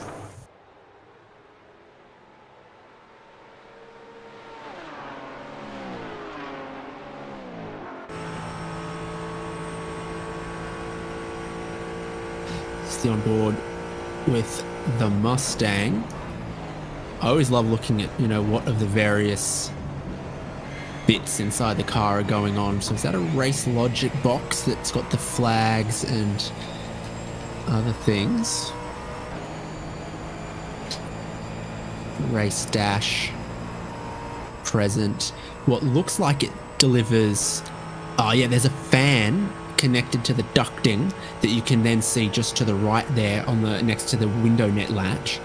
So I don't know if that just puts forced air towards the driver's face or if it's connected to the cooling system as well. All the way up into 6th gear and revving it out. Down to 3rd, 2nd for turn 1. We've got ABS, traction control, etc. Position switches. Now you don't have the race logic box on board in the Cayman. Functions a lot like Flagtronics, of course, the race logic box that SRO mandate for their competition. In the Cayman, that silver thing to the right of the digital dash will flash yellow under caution. So it's a more rudimentary system.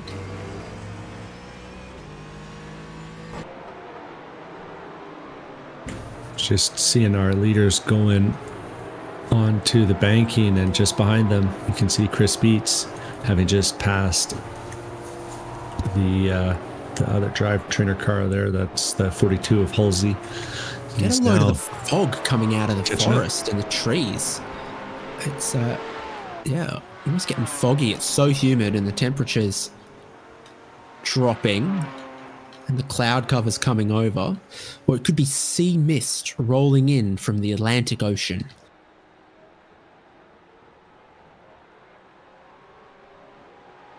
Or rolling off a Lake Lloyd.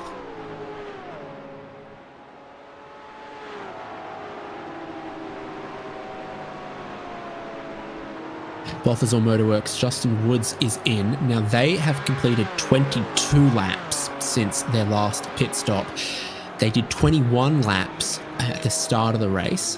The 22 laps that they've just done would have included some laps under caution, so that might be kind of what their fuel range and their stint range looks like. It's still 2 minutes before the halfway point of this race, so they might need to do a bit more fuel saving. 2430 Esports also in after 22 laps in their Cayman. Sebastian Day looking for their crew. Did Balthazar have a driver change? I think Justin Woods was in at the previous stint. Jack Simpson gets in to replace Sebastian Day here for 2430.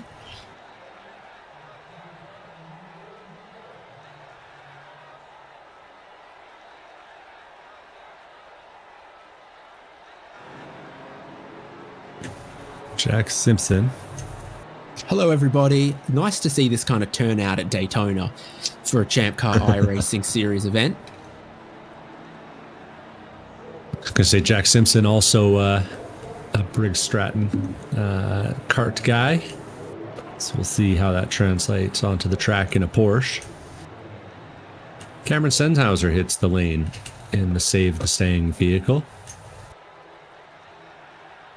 Truly passionate is Cameron about the Mustang. Now, everyone be careful on your new cold tyres. Everyone be careful on your new cold tyres. Pit lane speed is 55 miles an hour on this iRacing configuration. We take a look. Jack Simpson's... Do you know what? I actually reckon a new driver on cold tyres is less of a risk. You've just said it, Haynes. Norris Halsey comes out of the bus stop and gets it facing the wrong way. And as you've said it, he's getting it pointed back right around the right way. But yeah, I think you're right. I think the new driver is going to go out and be a little timid on the first few laps. Yeah, I think the new driver would be more timid. It's when the drivers stay in and you give them a new set of tyres. They're like, hey, where'd all that grip go that I had a couple of minutes ago? Sorry, your car is 80 pounds heavier and your tyres are cold.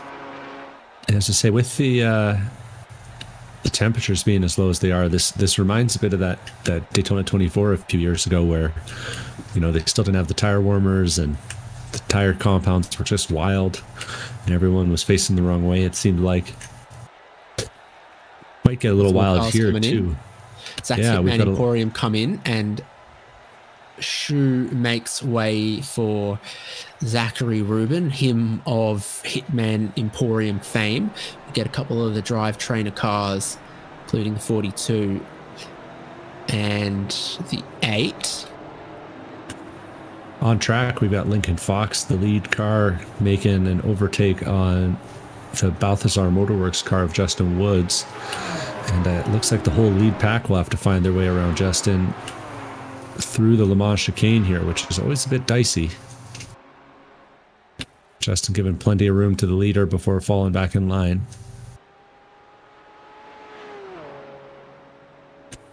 And Kyle Robertson getting right up on the rear bumper, but having to give up a little bit on the exit. And Alex Bueller's going to be right behind. It's the two of them splash through that big puddle that's still sitting there on the apex. Smells like inlap here. We've crossed the halfway point of the race. 90 minutes done, under 90 minutes to go. And yeah, pulling to the apron and early. Carl Robertson's like, I'm out of here.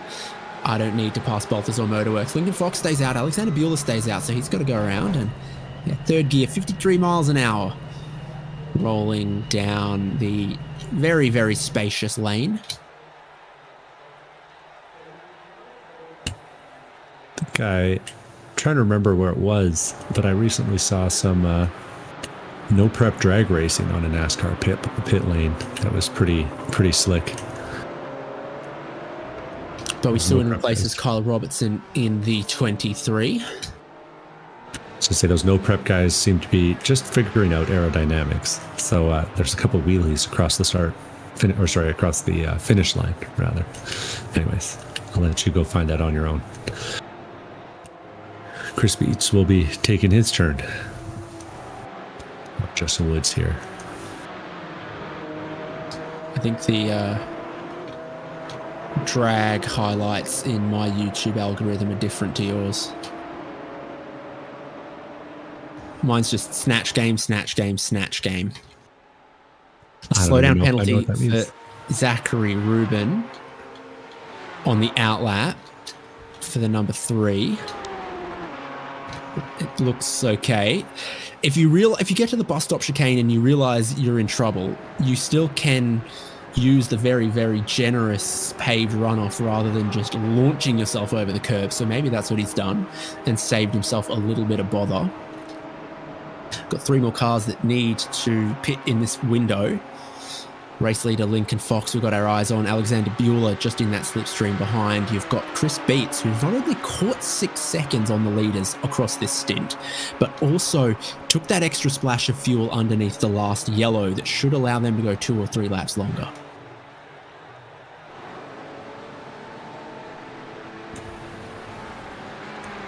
And they go around to that race lead.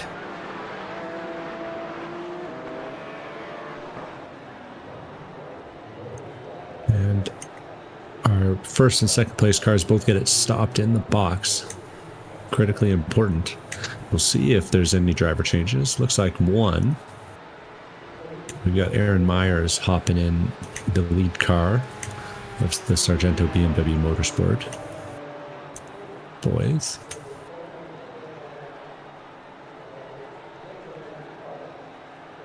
And Alex Cofford hopping in to the Backflip Boys car. So we've actually got both of our lead cars making driver changes. And we'll see which ones get the memo from their friends that things a little squirrely on cold tires. Cofford gets a nice exit and I think maybe closes down a little bit. He's not on wet tires, is he? It says wet tires for the number 17 car. Keep an eye on that. Keep an eye on a moment in the pit exit on the cold slick tires for Aaron Myers. So it's 55 miles an hour in the pit lane, and on cold tires, that's almost too quick in that part of the pit exit where you're on the inside of the concrete wall. Feels like a street circuit. But is there being a problem for the Backflip Boys? Look at Aaron Myers now already pull away from Coffard. I'm trusting the telemetry these days because there are a few times I questioned it. I'm like, is that erroneous data? And every time lately, it's been correct. When I see, wait, are they on wet tires when everyone else is on slicks? The answer has been yes. And that's early. 445, 448 in the simulator right now. We're not expecting to see more rain for at least another hour, and only an hour and a half to go. And he's losing time fist over hand. I mean, it's cold out there as well. So maybe the idea was like some sort of tire compound thing, but yeah. Meanwhile, Aaron Myers going down to the apron. I'm not sure what that was all about, but finds a puddle and then rejoins the track. If it is the wrong tyres for Coffard, you've got to rectify that mistake ASAP. So you'd expect to see that number 17 back on pit lane immediately. Pronto, stats, immediatement, without delay. And that's what he's doing. Enough. They've put the wrong tyres on that Porsche Cayman. Now, normally you can tell which ones are the slicks and which ones are the wet tyres because the slicks are slick and the wet tyres have got grooves. But that is a strategy and pit lane blunder from the number 7. Speaking of blunders, the Drivetrainer Motorsports car piloted 17. by Kyle Schuck, the 42, has just made a blunder through the Le Mans chicane. That was very deep under braking. We'll see if we can get it here. Comes in off of turn number 4 and I think maybe a little bit of road hypnosis. Misses the braking point and goes very, very deep. We'll see it here. Hits the brakes, misses it completely, and just rolls it to the second apex. Manages to not cause too much chaos, but has Nick Love in the number 3 come, or 647 rather, come flying by. But painful stuff there for Kyle Schuck. Well, it's a strategy backflip from these boys as they're in a second time to put slick tyres on the car. Race leader SimCity Racing come in. Beats looks like he's getting out and Ryan Puchtel's getting back in after 26 laps for Beats. Did you notice anything weird for the 48?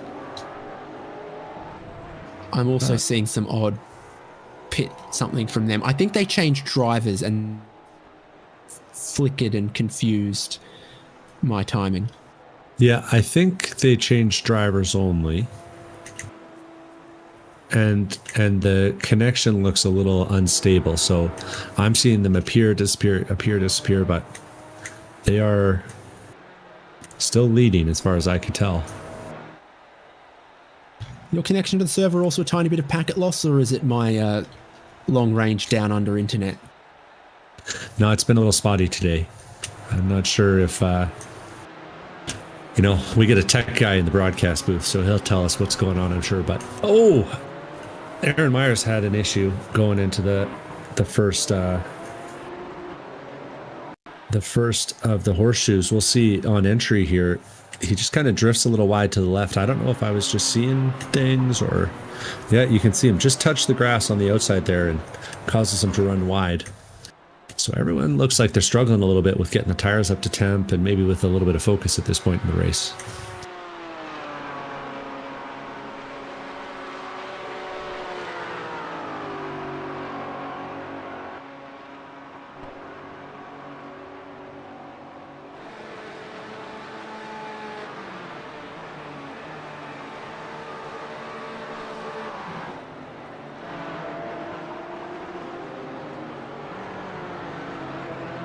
Let's go before the draw, not waste our competitors' time and speak to Cameron Sennhauser about a very important issue.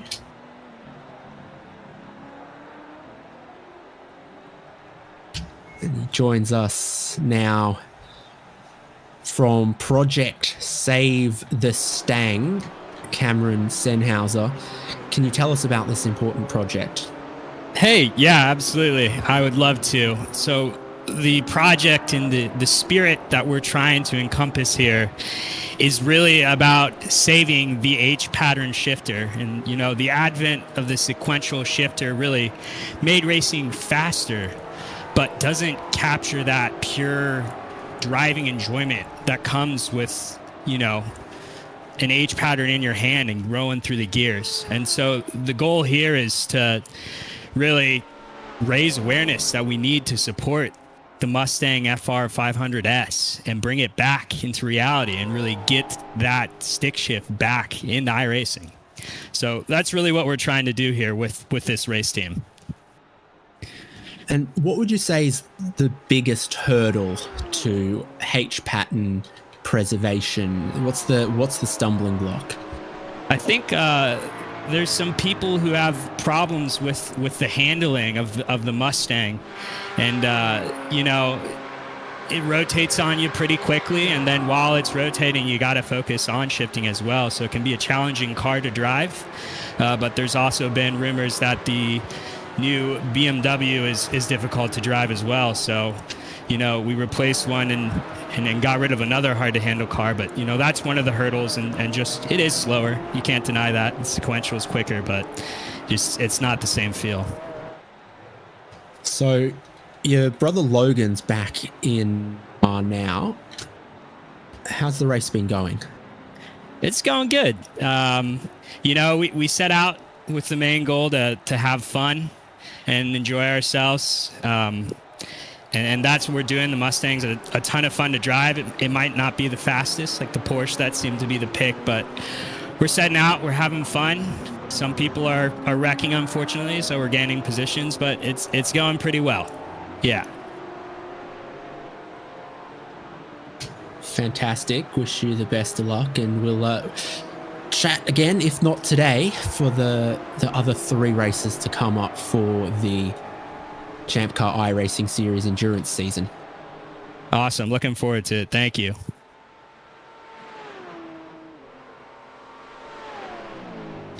Cameron Senhouse on.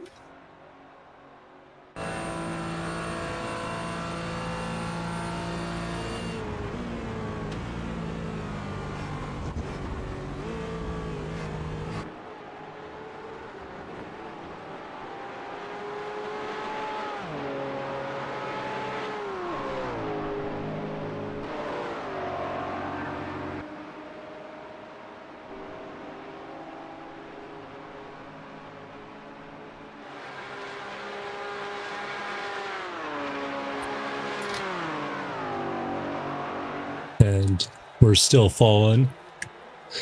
Now, the 8th place car of Alex Crawford.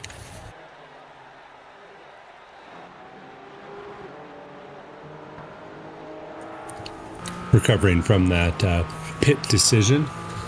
Car looks a lot faster with the right tire strapped on it.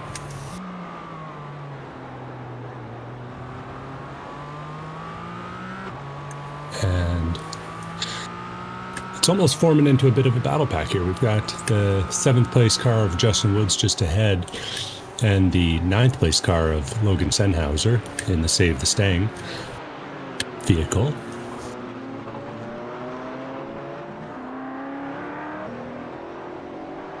But the track conditions seem to be a little tricky, but it also seems like the server conditions are getting a little tricky. We're seeing drivers disconnecting and reconnecting, kind of popping in and out. This wasn't the weather I think we envisioned when we saw the forecast for today, but it's definitely started to have an impact on a couple of our competitors.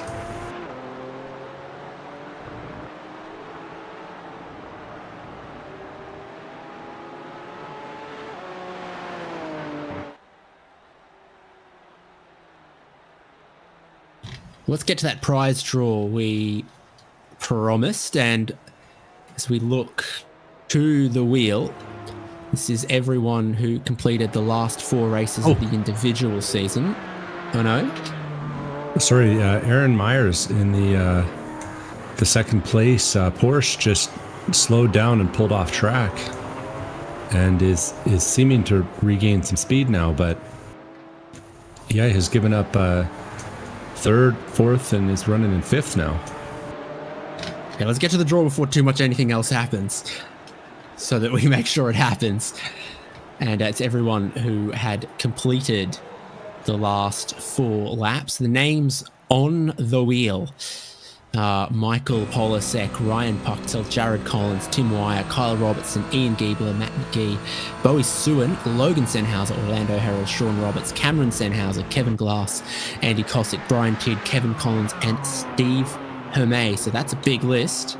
As Aaron Myers is still having just a couple more problems.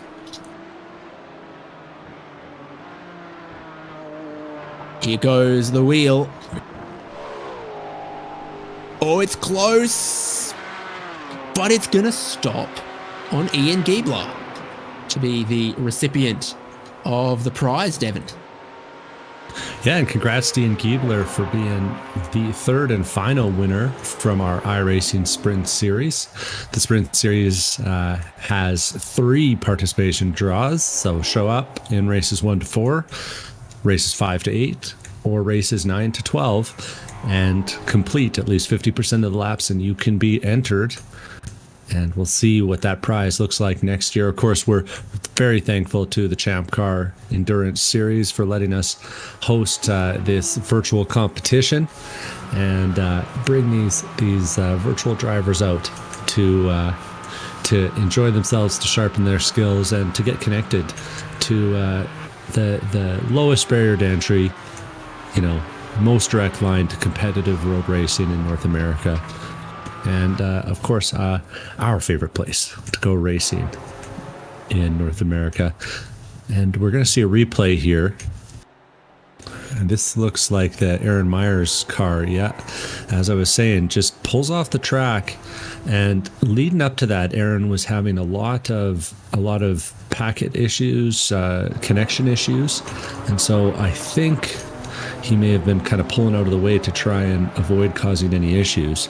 He's since seems to have cleared up some of those issues and is now running in 4th place.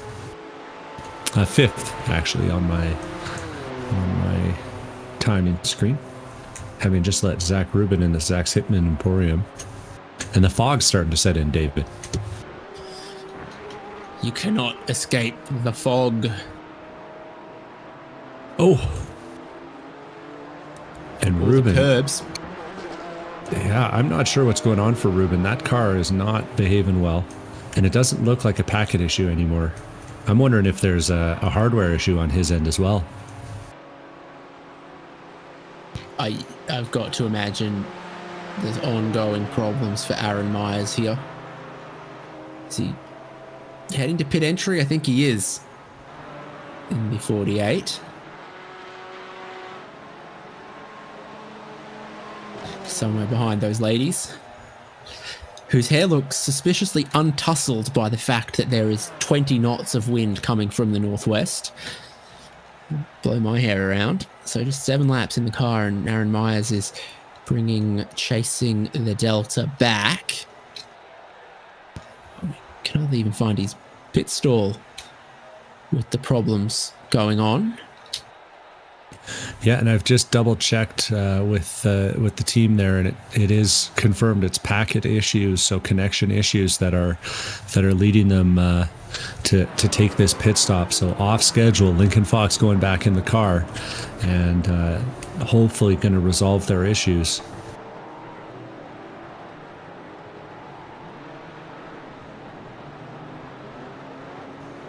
So we keep an eye on that. Let's speak to Kyle Robertson from Drive Trainer Motorsport, who've got 3 cars in this race. Hello, Kyle. How's it going? Good. I think this is the first time I've ever heard your voice. How's it going for Drive Trainer Motorsport at the moment? And you're been in the number 23 car in 2nd. Yeah, it's was going, I guess, well for the 23 car. We have the 8 car who's doing pretty well too, and then we have our 42 car. But things going pretty well so far. We're just at this point kind of maybe hoping for a caution or something to punch us back up, because Ryan is flying out there. But can't be upset with 2nd right now, and it looks like our 8 car is trying to fly back up through the pack at some pretty good pace as well.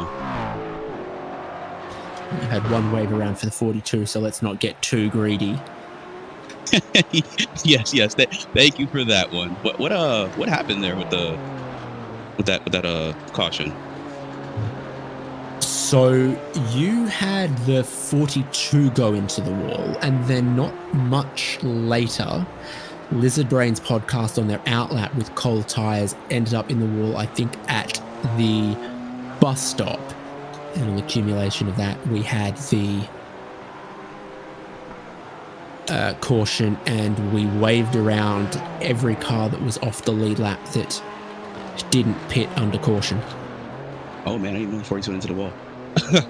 Oh geez, okay. I thought it was I thought what's the name, DJ let the injury leave. I thought something happened with them. But oh okay. Well, yeah, I mean I guess bunched us back up, but he still can't catch Ryan. That was they're on a whole nother level right now. And I guess I saw what happened with Lincoln's car. Stuck to see, I guess Aaron's having connection issues, I guess you guys are saying on the broadcast. Yeah, or a technical problem for them that might also be causing frame stutters or something like that. Yeah. So, in a world of Porsche Caymans, what leads Bowie Suin and Kyle Robertson to pick the big boy Mustang? You know what's funny is we've been a Porsche team for a really long time for some biased reasons, but I guess sometime last year when the Mercedes came out, we decided to try that out and saw that car just was really good on its tires, and for some reason the Porsche wasn't as much for us anymore. And when the Mustang came out, we drove that, and it seemed to be similar to the Mercedes, except a little bit more America in it, a little more fight. But we just felt like the Mustang keeps its front tires under it a bit better than the Porsche. And trust me, it hurts me that we're not driving the Porsche. But I know our team owner Andre, he is a Ford fan, so he's pretty happy with this. And so, about those tires, what's your feeling? When they're cold and on the warm up, and obviously there was significantly more puddles throughout qualifying and at the start of the race that have cleared up.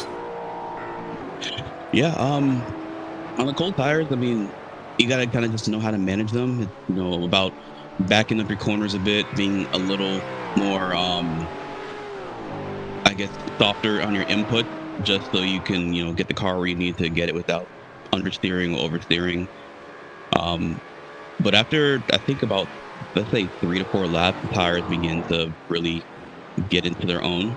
And for sure, after 6, they're really they're ready to go. The puddles at the beginning definitely threw a nice little curveball in there, because they were all in the worst spot. They were on the apexes, on the exits, on the exit onto NASCAR 1. It was definitely something to deal with, but it was nice that we had so many cars driving around that it kind of got rid of the puddles a bit faster.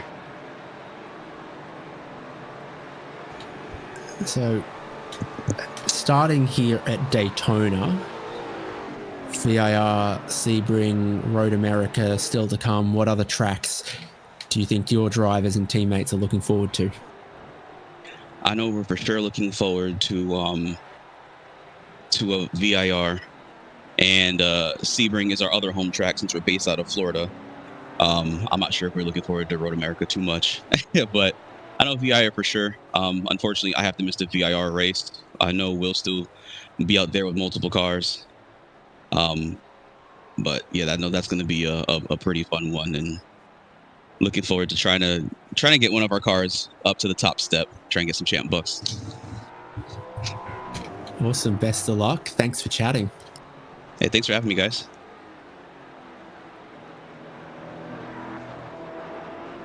Kyle Robertson from Drive Trainer Motorsports, and specifically from Drive Trainer Motorsport Carbon. His teammate Bowie Suin has been closed by Jack Simpson of late. So that's what we see on track here, second and third. And as I look at the numbers, Ryan Puchtel in the lead, the fastest driver last lap. Then in the 154s for both of these. Zach's Hitman Emporium closing back up a tiny bit as well. The backflip boys, once they're on the right tyres, are also racing minute 53s. So there's a lot of cars that I think still stand a chance. Yeah, lots to do yet. I do also have a critical report here from the timing screens. You see that red 2430 esports car? is our top running Canadian in the race. Fantastic. I was noticing one of the other Drive Trainer Motorsports drivers was flying the flag of St. Kitts and Nevis, which is the smallest country to ever hold a match of the Cricket World Cup. Truly an international crowd we got here. It's kind of facts you only get from David Haynes. St. Kitts and Nevis, officially the Federation of St. Kitts and Nevis. It's an island country with approximately 48,000 inhabitants.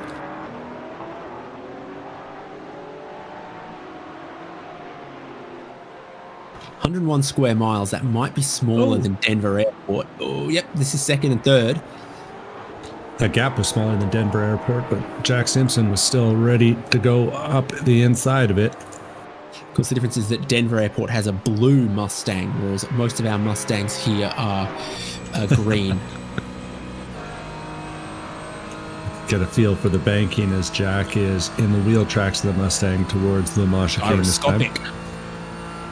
It's the gyroscopic camera. Works much better than Formula One's. Have you noticed how susceptible that thing is to G-forces? It like tilts over and you're like, no, the road's still flat. They're just cornering. You're not measuring correctly. Got a hint of a nose to the inside against the apron. Beautiful. And I think that'll probably just about do it. It's the short way around. Then you get the side draft. Then you got the inside for turn one. Multiple people have told me that under caution here at Daytona, that banking makes you feel like you're about to fall out of the driver's window of the car. At speed, it's okay.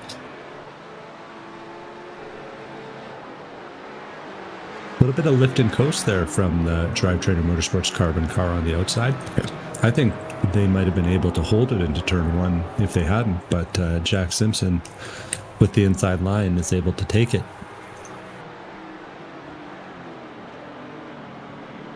And that's the I think that's the last step on the podium. Oh no, on the exit gets it wrong. Sorry, this is the fight for second place, actually.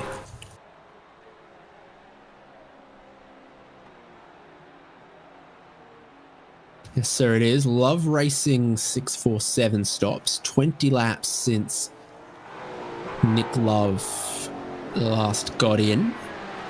Remembering that Nick Love is Nicholas Love 3 and Tom Love is Nick Love 4. And so when we see Nicholas Love 4, we know that's Thomas.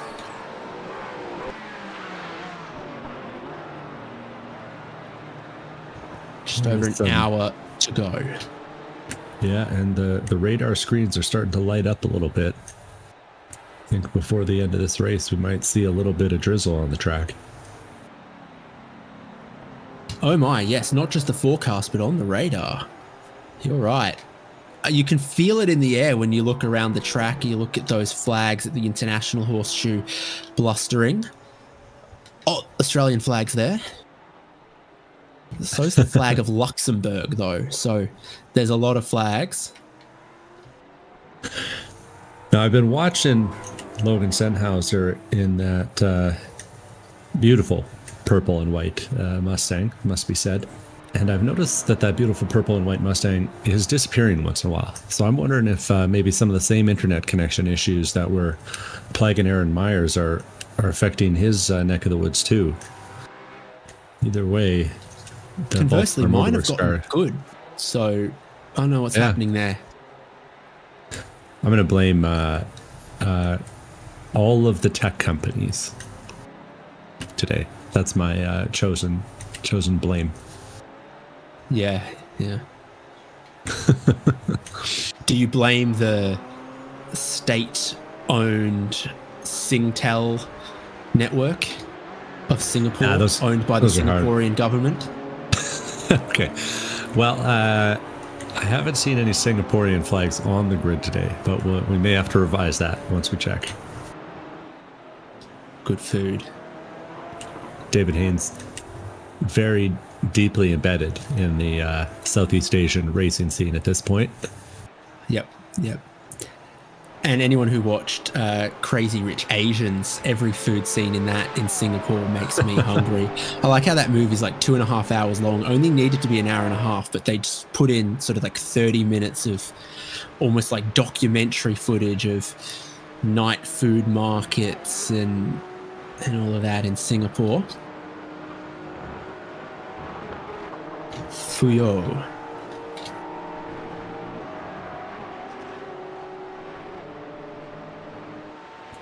As a man allergic to fish, David Haynes, I have to tell you, I wouldn't eat a single thing. So weak. Why are you so weak? Hiya, Devin Peters. So Well, it's a good thing you're landlocked because that'll keep you safe. Yeah, it's real hard for a fish to jump out of a boat up here, especially because all the lakes are frozen. One day I'd like to ice skate on a frozen lake, though, or a frozen river. Oh, it is quite good, my friend. Quite good. All of our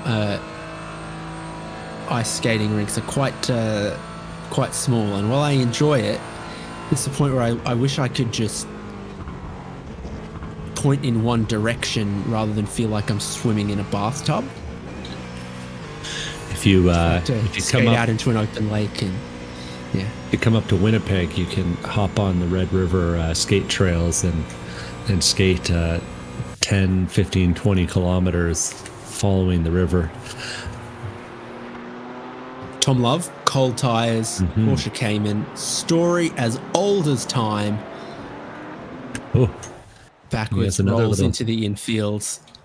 Let's second, third through. It has another little issue at the second horseshoe as well. Slid off the track there, so cold tires catching him out thoroughly. 69 Fahrenheit though. Those tires are cold as ice.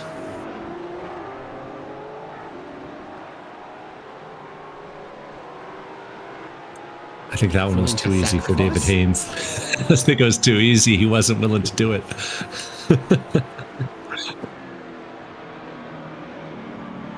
Haynes, noted foreigner, does not choose to go along with that.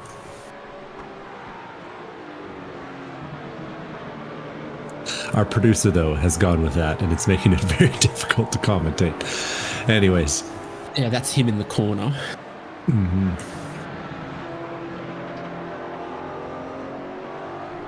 So two car battles, but there's a lot of strategy also playing out here inside the final hour of the ChampCar iRacing 3 hours of Daytona. There are some cars that are going to need one more stop. There are some cars that we think are still going to need 2 more stops.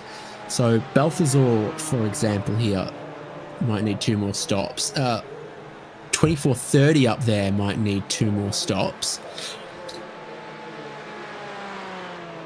Thinking that SimCity Racing, leading the race, are aiming to make this on 1 more stop. It all dates back to the extra little splash of fuel they put in this Porsche Cayman under the first and yet so far only caution safety car period of this race. They gave up a bunch of track position. They put an extra more gallon or 2 in, and it might just take them far enough to only need 1 more stop in this race. And that first turn is seemingly catching people out. I don't know if the fast line is getting as wide as possible out there, but I've seen a few people just coming past the stands and heading deep into turn 1. Our leader shows us what I think is probably the fastest line. Ryan Pucknell behind the wheel of the SimCity Racing car. And making it work. And if anyone else is having handling issues, I think you got to go knock on the door at the SimCity garage, because they seem to have that Porsche pointing very nicely around the corners. Wide through one again. You mentioned it, Bowie Stewart having problems. Yeah. So that thing just didn't stop at turn 1. he's reasonable distance behind it. It's like not stopping, front not turning into some of the dirtier part of the racetrack on turn 1. A bit of time lost. Yeah, and shady, track temps dropping, winds blowing out there, almost 20 mile an hour wind, 15, 20 mile an hour wind.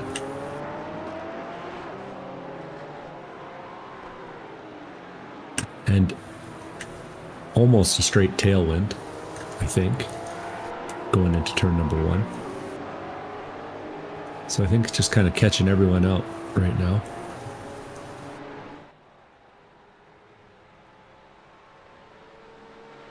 Logan Sennhauser gets caught out. Justin Woods dives down the inside. Sennhauser tries to cross back, but I think this all stems to perhaps the technical issues that Logan Sennhauser was having for a brief moment that tempted Justin Woods to get down the inside. Now he's being oh so cautious at the international hairpin as Sennhauser appears to be more stable than before.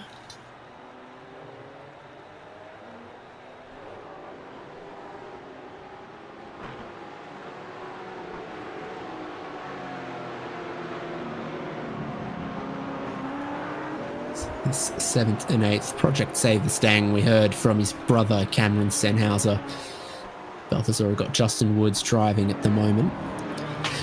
Actually, we forgot to ask about what kind of a technical setup they were doing, because some of the previous team endurance races, they were both at the same house, but one of the other, whichever brother's house that it wasn't, had brought their PC over, and so they had one seat, one sim rig and wheel, and on either side of it they had 2 computer towers running, and at the pit stop they would unplug the monitor from one PC and plug it into the other.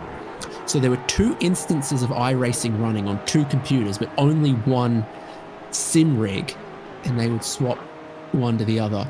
More drama down at turn 1. Yeah. Alex Coffard makes a dive on some traffic, I think, here. Yeah, he doesn't want to hang around behind Tom Love. He makes a dive here that'll scare you. Whew. Hope you had your coffee this morning. Boy, oh boy. I don't know if we can get a slow-mo of how close that bumper and tail were, but that was impressive.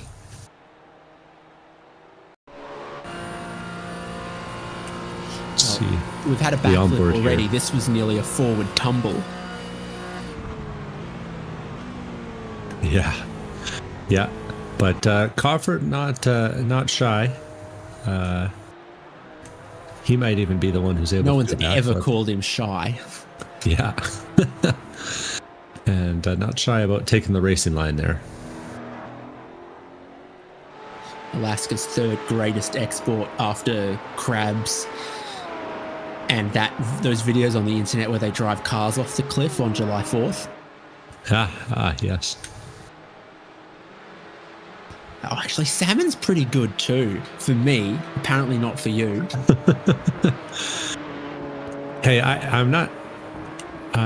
I like the taste of fish. It just causes an anaphylactic reaction shortly afterwards. So, the cost isn't worth it.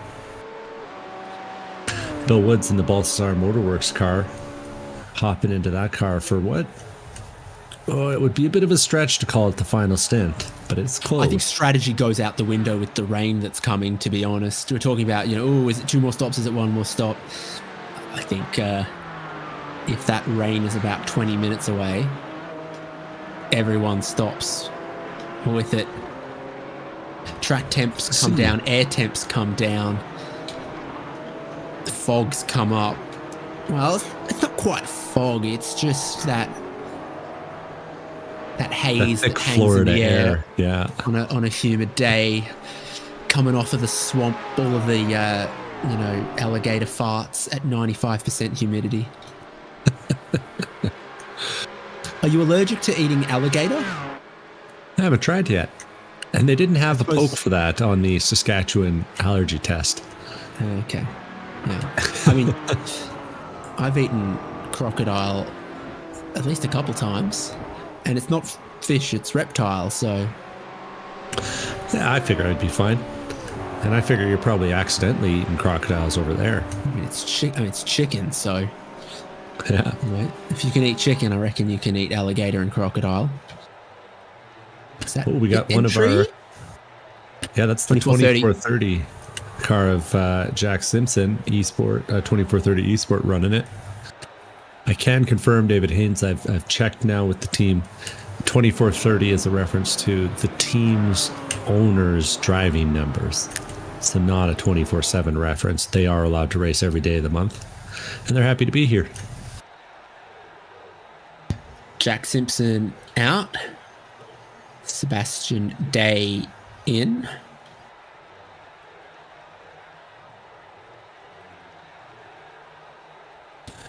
Yeah, hopping in. Looks like Sand through an hourglass. it could be the wait to finish that one. The third place car, These are the days of our drives. Zachary Rubin, is putting in a quick one this time. Feeling like maybe they need to push a little bit. Starting to get closer to Bowie Suin, I think. By my count, about 2 seconds back of Bowie. Project Save the Stang is in just as 2430 leave. Pit lane becomes a slightly busier place. There is the Mustang Logan out, Cameron in. Now, it would be interesting to see Pucktel's filter to the front and is holding that pretty convincingly, about 30 seconds up the road. I think he's got that on net now as well, because at the last pit stop phase where he ran longer, he's basically overcut everyone. He was only 2 seconds behind the leaders and then basically overcut them. Well, and I'm wondering if this strategy is going to work out for him as well, because we're watching Bowie Suin now. But if with the overcut, might be able to get a little closer to the rain. I wonder if we'll see them able to make a later decision on the tires than the other folks, who might have to come back in for tires at the end. We'll have to see how it plays out anyway. I am notoriously wrong when it comes to these sorts of strategy calls.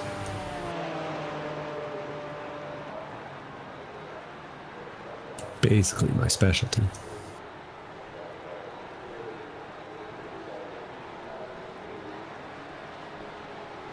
For those who don't have the timing screen up, not going to be too informative for you right now, but we're in the middle of a pit cycle. I'll have to see what it ends up being on net.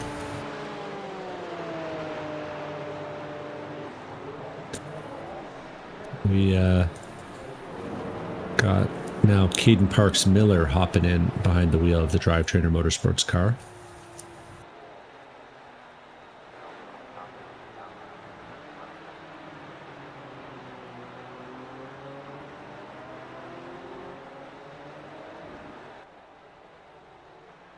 And Caden started the race, gave a stint to LaShawn Young-Dilworth, and team hyphenated names.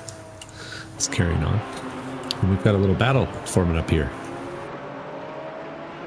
Yeah, so between Ruben and Day, there's 1 lap difference of tyre temperature advantage to Sebastian Day, so Ruben needs to be very careful.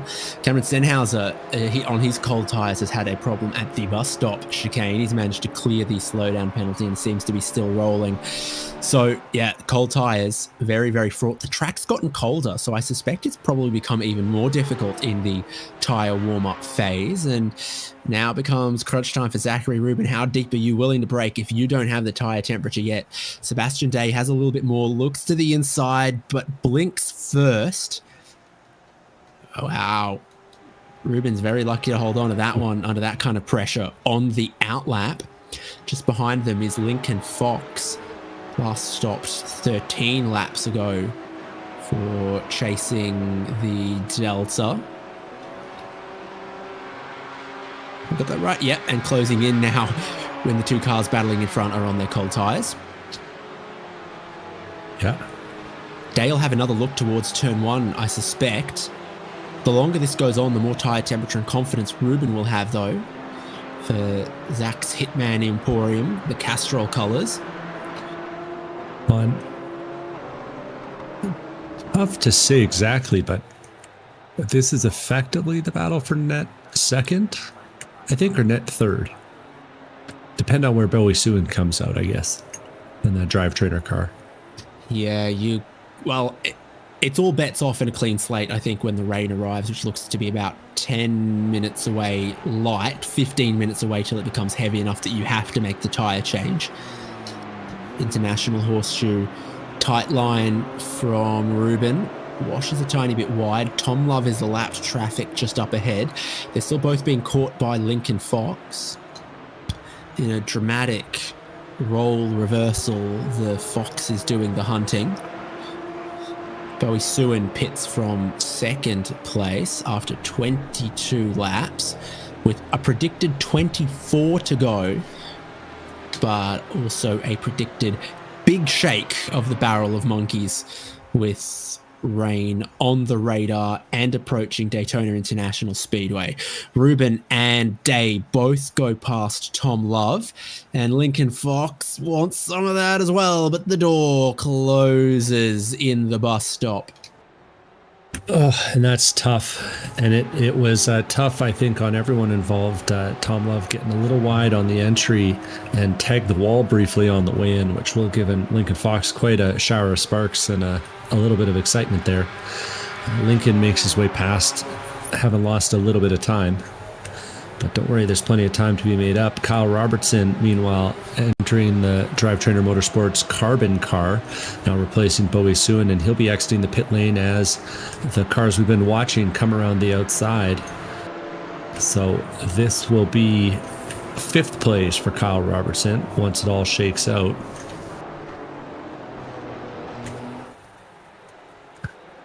We'll see. Just trying to keep an eye on the pit lane speed limit to see. I think they do need to slow down a little bit in that exit. Tight as it is, 55 miles an hour is too fast. Coffard up the road. Ryan Pucktel as well. Third and fourth right now is these cars. Lincoln Fox losing that time with the lap traffic, regrettably. Fifth. Kyle Robertson fueled up and in sixth. Ahead of Caden Parks Miller in seventh. Balthazar Motorworks eighth. Project Save the Stang in ninth. And Slowed Expectations in 10th. 13 GT4s took the race start. Our only retirement has been Lizard Brains Podcast. They got to be bummed out about that mistake. They would, I think, be pushing for the lead if things had carried on. But, you know, that's why we run the race. We don't just run the qualifying. When you think the way that the championship is factored, there's actually a lot of benefit to doing 50% of the race distance as a minimum. Backflip boys are in. What tyres go on the number 17, seeing that there is rain 10 minutes away? If they put wet tyres on now, it actually wouldn't look near as silly as it did 23 laps ago. It is a good question. There's going to be some water. Have to see. Now, Haynes, is this the elusive none tire stop? Well, it's smart because then you don't have to deal with tyre warm-up, and if you expect to be pitting again in 5 or 10 laps time to put wet tyres on, you're not going to get the benefit from a new set of slick tyres. You're only going to get the danger and jeopardy of a cold set of slicks. So yeah, maybe that's the go. We'll see if the leader takes any notes, because Ryan Pucktel in the SimCity racing cars hit the lane as well, and looks like he's getting out. And Chris Beats is hopping back in. And do we see that car going up on jacks? I can't tell. We do. It is. That's not the normal ride height of a Porsche Cayman.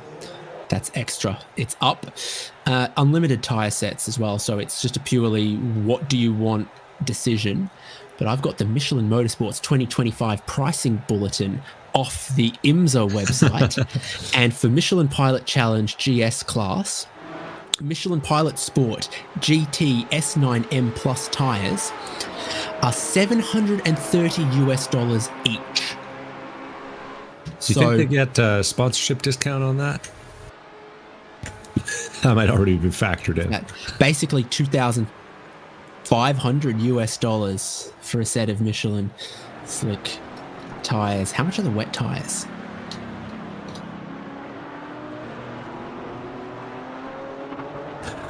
Well, looks like we won't be finding out for a bit because no, they're also strapped on just yet. They're also $730 a piece. Okay.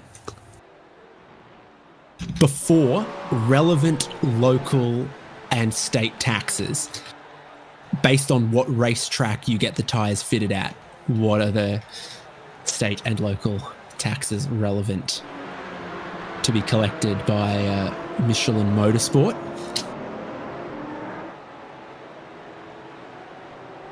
So it's the southeast that the band of rain is coming from.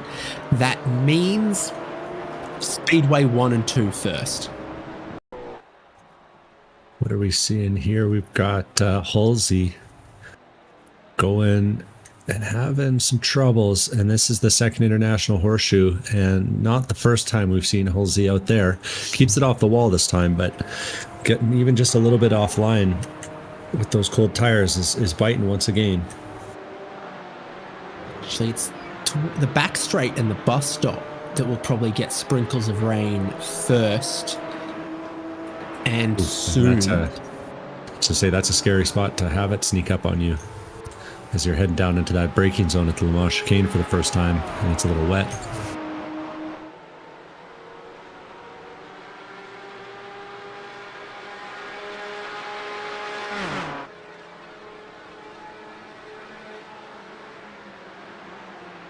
Tom Love also encountering a slowdown somewhere.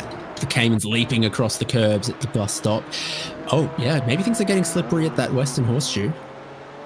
Or, even out of turn 6. Now, not the first driver we've seen do that, but it's a very, very late and lazy slide. Yeah, it's tricky out there already with how cold it is. And I think that might have just been the transition catching Tom out there. And we got our first pit taker in a bit. That's Lincoln Fox chasing the Delta Sargento BMW car. It's still a Porsche, but Lincoln Fox. Just 18 laps. So is this tyre strategic from Fox, or did they short fill that car at the last stop? Good question. Look at those flags going crazy now as the rain approaches. I think we need to see the car come down off the jacks from Lincoln Fox before it tells us what tyres are or haven't been fitted. It says new slicks for Fox. Wow. Ooh. So committing. Speed. Oh, brake lights come on in the pit lane before the exit of the pit lane speed limit. At the green cones, it ends and you can accelerate, but Fox on cold tyres couldn't take that corner at 55 miles an hour in the pit exit. It's positively dark out here. I think if I had the lights bound, I'd be turning them on.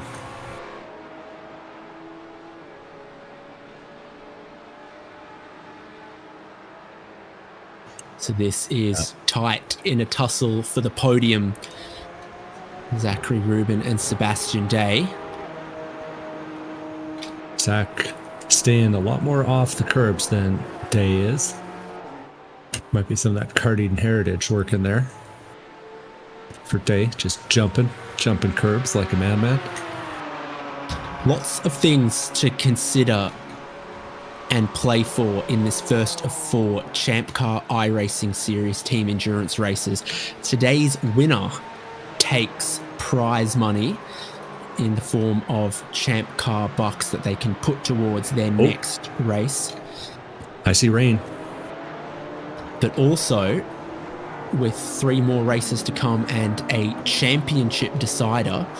It's your best 2 results added together plus the finale that matter. So a podium is very, very important. And it's raining at the International Horseshoe. It's raining at the bus stop. Not quite everywhere, not quite heavy yet. But water is falling from the sky. Zachary Rubin fends off Sebastian Day. The drivetrain and motorsport teammates almost look like they engineer a switch back there in 4th and 5th. Down the inside comes Kyle Robertson on his teammate. Number 1 rule, Devon. Don't wreck your teammate. Especially if you're going to have to fix his car afterwards. Yeah, don't do it. Kyle Robertson gets past Caden Parks-Miller as they went side by side through the Western Horseshoe. Robertson on the inside line moved ahead, so obviously not wet enough to take the around the outside karting line just yet. Well, you can see the rain falling. It is still very light, and then it takes a while for it to soak and saturate the racetrack and make much difference. Your leader has just completed a lap in 1:53.4. They are hardly affected yet by the rain, but we'll keep an eye on the lap times and see when they begin to drop. And then once you're slower than about 2 minutes, 2, I think you need to move to wets. Not sure exactly at this point what the crossover time is. We haven't seen anyone racing in the wet on wet tires yet. Yeah, Chris Beats had the first opportunity from the lead to dive into pit lane, but drove straight past it, foot to the floor, not a jink in that direction. And we'll see how this timing works out. I imagine that with the rain coming from the direction it has, the chicane will be a good indicator of when it's time. Lincoln Fox goes through the chicane this time, and it looks pretty clean and clear. We're watching in the infield right now. This is Zach Rubin and Sebastian Day, 2nd and 3rd.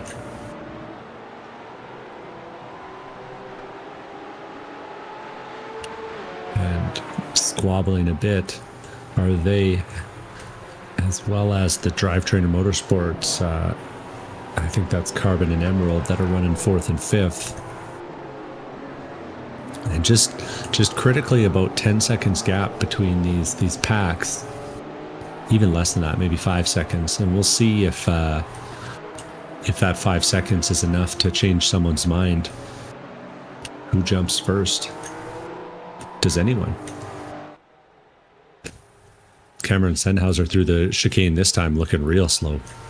Yeah, there's a couple of drivers I think are seeing the spits of rain, and psychologically it's cost them lap time before the grip has actually left the racetrack. So Cameron Sennhauser being tentative, Norris Halsey dropping some time and being tentative, Tom Love similarly a couple of seconds a lap away from what they were doing before, just on the basis of visually seeing, hang on, do I need to be cautious here as a tiny bit of rain falls. It's little spits, it's not everywhere completely on the track yet, but it's the beginning of a little bit of an intensity of rain.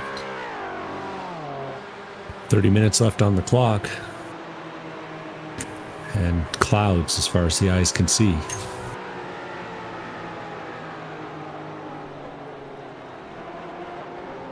And starting to see the surface of the track just looking a little wet.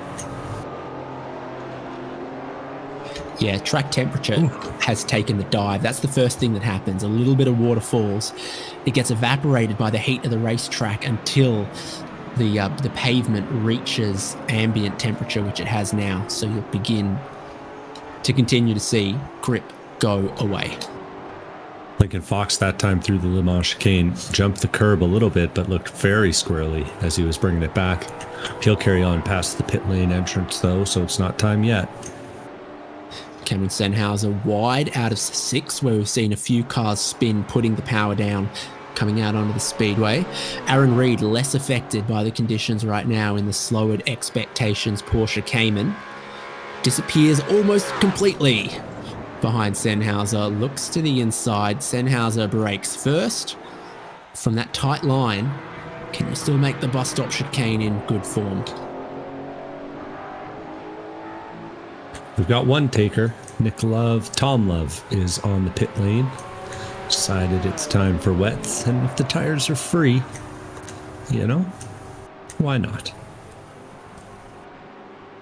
Yeah, instead of $3,000 a set, which is actually the maths I should have done when I got it wrong earlier, but you never do numbers live on air. Having a microphone that's live in front of your face takes about 50 IQ away. So that is wet tyres going on for Tom Love. He'll be the only car right now on grooved tyres, and it will become the right choice in the next 5 minutes. I'm not sure from a lap time perspective it's the right choice just yet, but I would never call that a foolish decision. The leaders are still running 53s. Last time by was a 53 flat for Chris Beats. The sectors this time look a little bit more mundane, I would say, but still not at that 2 minute kind of crossover that you were talking about. We've got the original Nick Love, the third in the car, now for Love Racing.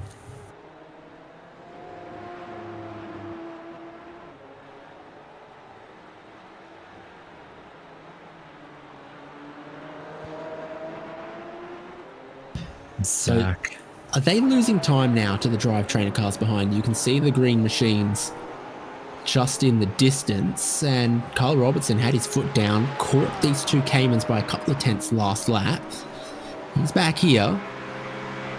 Is the front-engined rear-wheel drive Mustang the car to have in low grip conditions if the mid-engine Porsche becomes a bit too squirrely and doesn't offer confidence? Ooh. Ruben missing a bit of confidence just ahead there as two massive hits on the curb. See Sebastian Day get alongside him, exiting the bus stop chicane.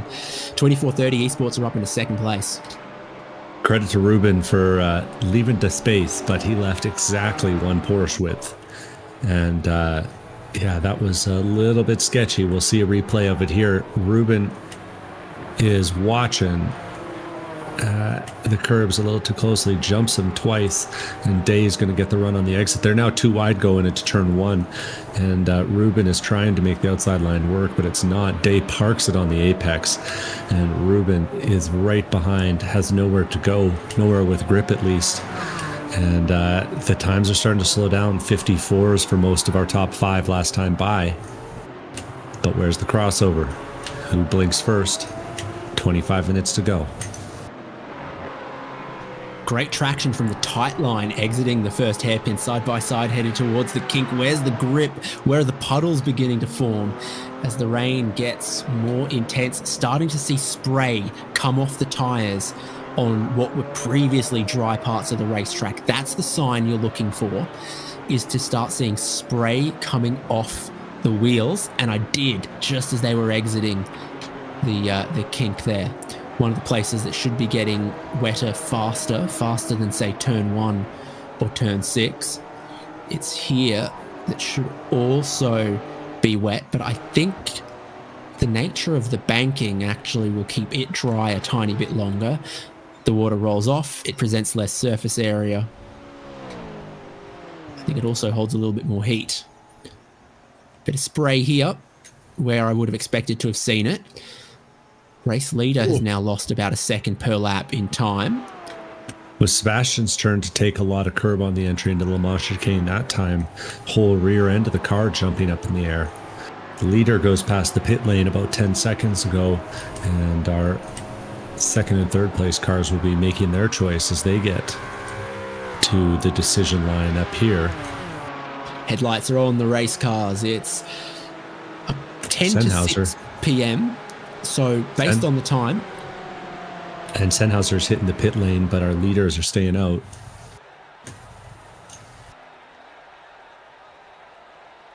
And now back down the inside goes Zachary Rubin at turn 1. They're sliding around more. They just completed a minute 56, 4 seconds away from their personal bests. Rubin, listening to a bit of glycerin, will not let the days go by. But we are halfway to the crossover point, I think. And it's becoming treacherous enough that you might go wet tyres just to save yourself and avoid risk. It's a minute and a half. Almost. You got to think it's about a minute and a half if you go in, right? Speeding on pit lane for chasing the Delta Lincoln Fox. That's going to cost, more than half a minute. Following in Alex Coffard, he gets his second set of wet tires for the day. Ooh. And our leader's hitting the lane. Here comes SimCity Racing. What about Ruben and Day, second and third? Surely they think it's time now as well. They're a bit further back around Zach's Hitman Emporium and 2430 Esports. Backflip boys are back out on track, and you will make it to the end on fuel if you stop now. So no questions, no problems with that there. Balthazar Motorworks in to get wet tires too. Dropping down off the jacks there, and just about ready to go was Lincoln Fox, who's now just waiting on that penalty for speeding in pit lane. So being held an extra 40 seconds. The tyre change is done, the fueling change is done. Fox is serving the penalty from speeding on pit entry. Everyone who's on slick tyres is now in the lane in search of a set of grooved, wet tyres as the rain falls at Daytona with 23 minutes left. Now, as I look at the radar, I do see a couple holes up ahead, but there might be enough water on the surface that it doesn't matter for these guys. Doesn't look like anyone's going to try and brave it at this point. Seeing wet tires going on everything.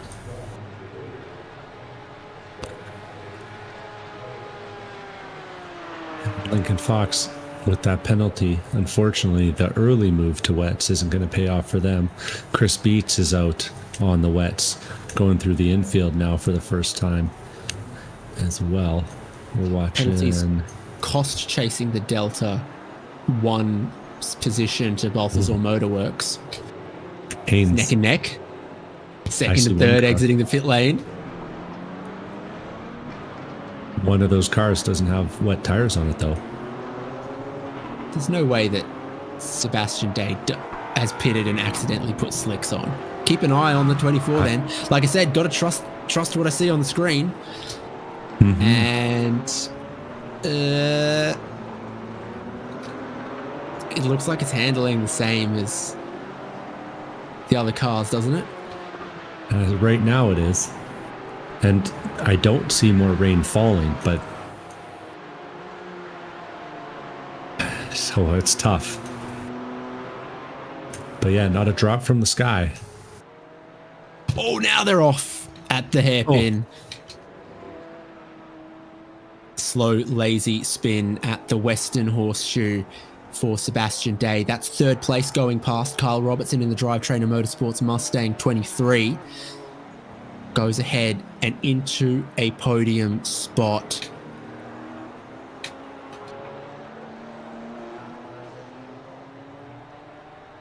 The track's still plenty wet, but there's not a drop falling from the sky right now. So which of these spray?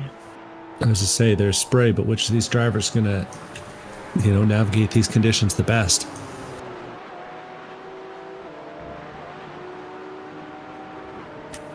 Easy to get overconfident. Yeah. Oh, hazard.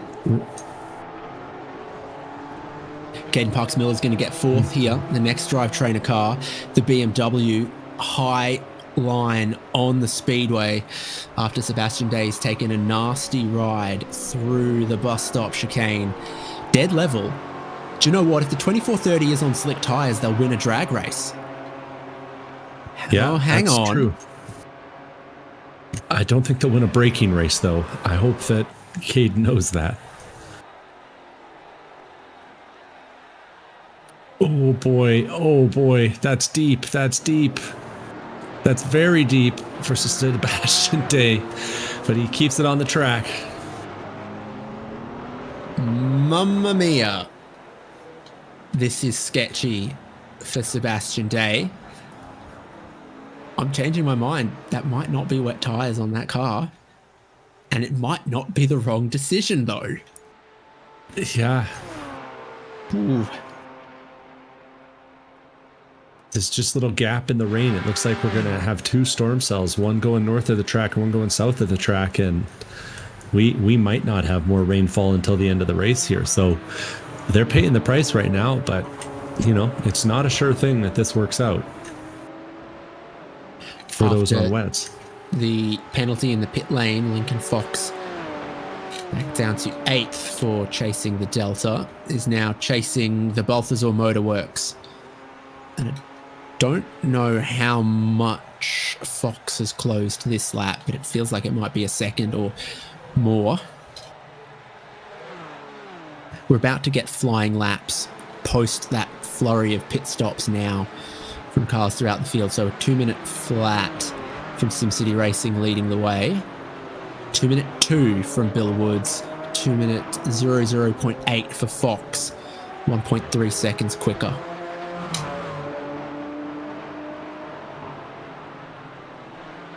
Down the inside, the horseshoe.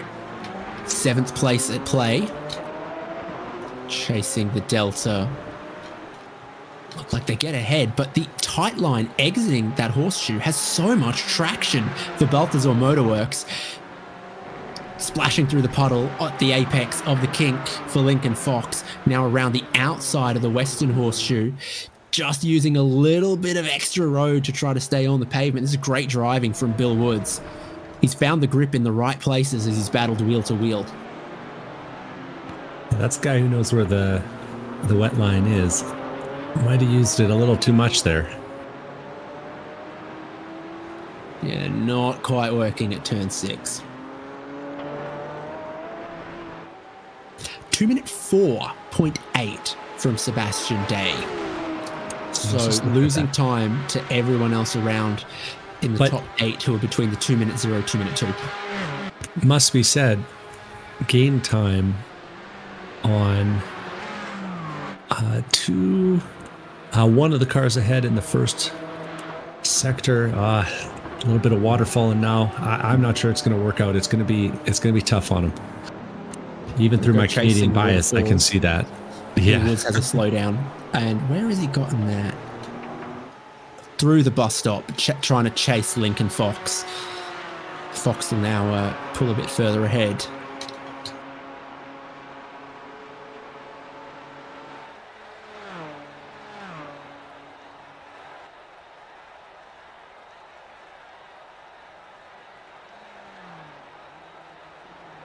Fastest car on track's your race leader, Chris Beats in the SimCity Racing 71.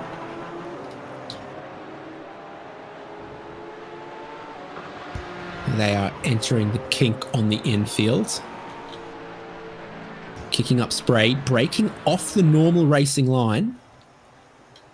So taking the alternative lines in search of grip, particularly in the braking for the horseshoe there. Not so much for turn 6, that's more conventional.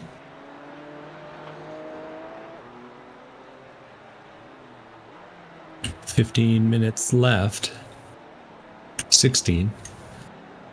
And both drivetrainer cars go really deep that time. Kyle Robertson way out in the marbles, and that's actually the Ivory team car of Kyle Chuck that I observed going real wide. Caden Parks Miller is going to have to find his way past the team car here.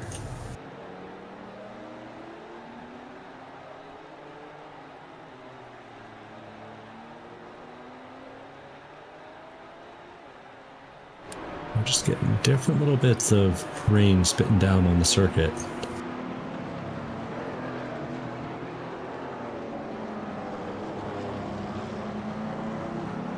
Yeah, just a minute band of rain going through it right now. So for just the next lap, you can see it. That might have been enough though. Sebastian Day ran the painted outside line of the second horseshoe there. And I'm not sure that this is going to pan out if it's going to rain like that for even another minute. Yeah, I'm willing to call it. This is the only car on slick tires right now. It's costing them a couple of seconds a lap. It's also probably costing them some grey hairs and a couple of miles on the old heart rate as well. If they can survive this splash, then they might be scot-free on new rain until the end of the race. But there's enough water down on track. I'm not sure it's going to matter for them. Yeah, because the track can get wet very quickly, in a thunderstorm, but the track cannot dry out very quickly. So even if it stopped raining now with 14 minutes to go, the track's not going to dry rapidly. The track can get wet quicker than it can get dry. Yeah, not a hot day out either. As anyone who's ever jumped into a swimming pool will know. Yeah, not a hot day out there, so that water's not going to come off easily. Watching another battle here. This is the Lincoln Fox piloted chasing the Delta Sargento BMW Motorsports entry with Bill Woods of the Balthazar Motorworks car behind him.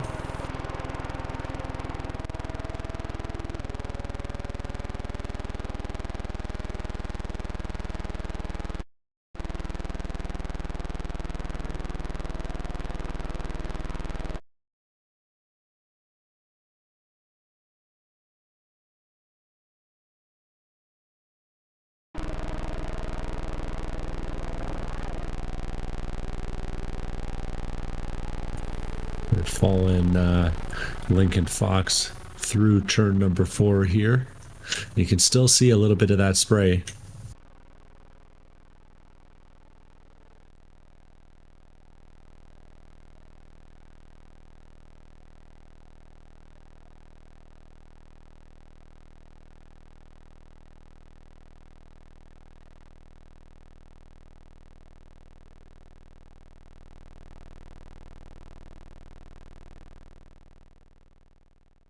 Some water must have gotten into our trackside microphones or our producers.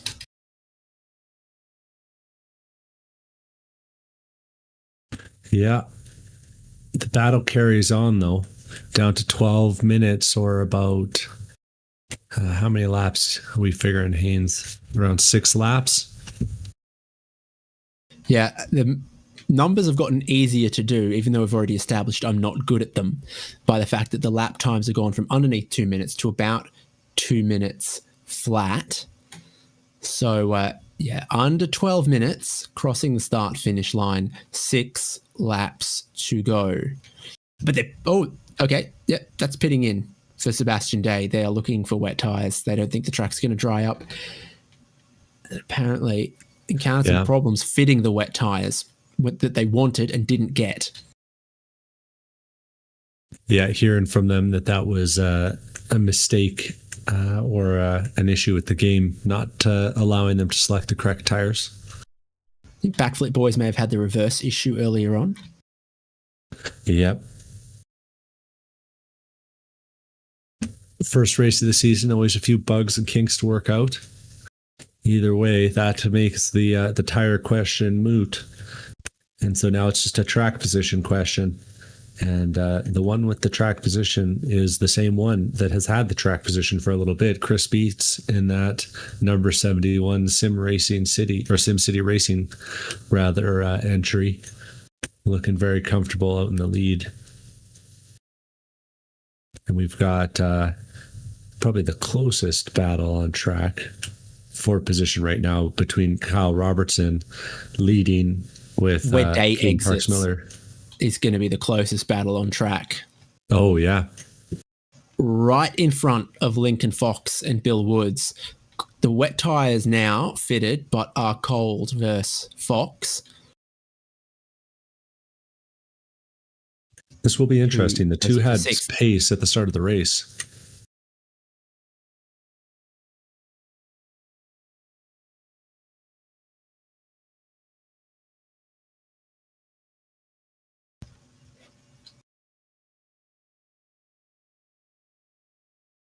Bill Woods also with a bit of tyre temperature there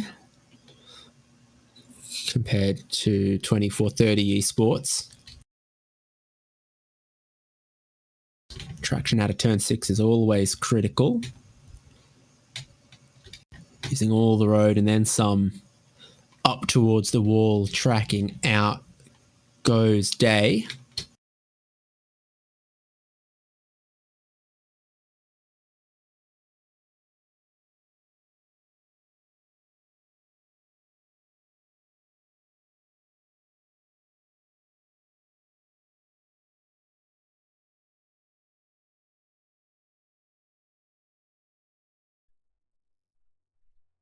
Oof, those curbs are brutal. Goodbye to whoever's departing on that flight out of Daytona Beach right now.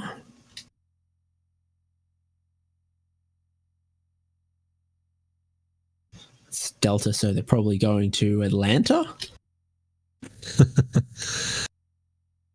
And after that pit stop in the cold tires, Sebastian Day is about 2 seconds back of Lincoln Fox, and about you can see it here, 2/10 back or ahead of Bill Woods.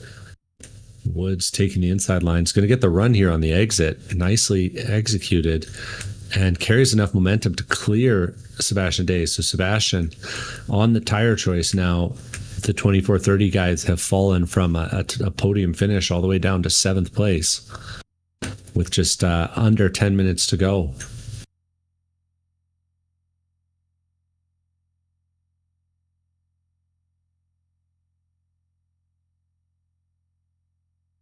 And unlike the sprint series where you get a few different drop weeks, the finishes in this series matter a lot, with us using a modified version of the ChampCar Real World Series point system. First place gets 1 point, second place gets 2, etc. It's important to keep those numbers low and to be consistent. You will effectively get 1 drop per week from the first 3 races, but you don't want to be giving up that much leeway if you want to have a shot at the championship.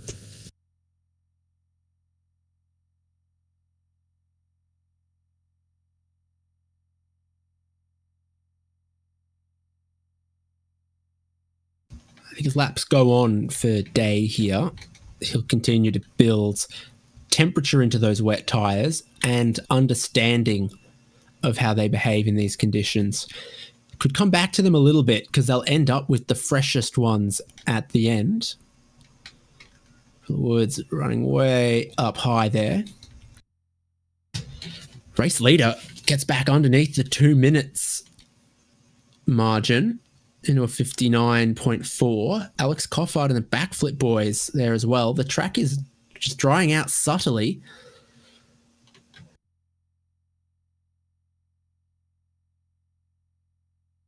But you're going to need to find a lot of time in your back pocket to catch 3rd and 4th. They're 20 seconds ahead of Coffard, and it's this duo here. Kyle Robertson in 3rd and Caden Parks-Miller in 4th.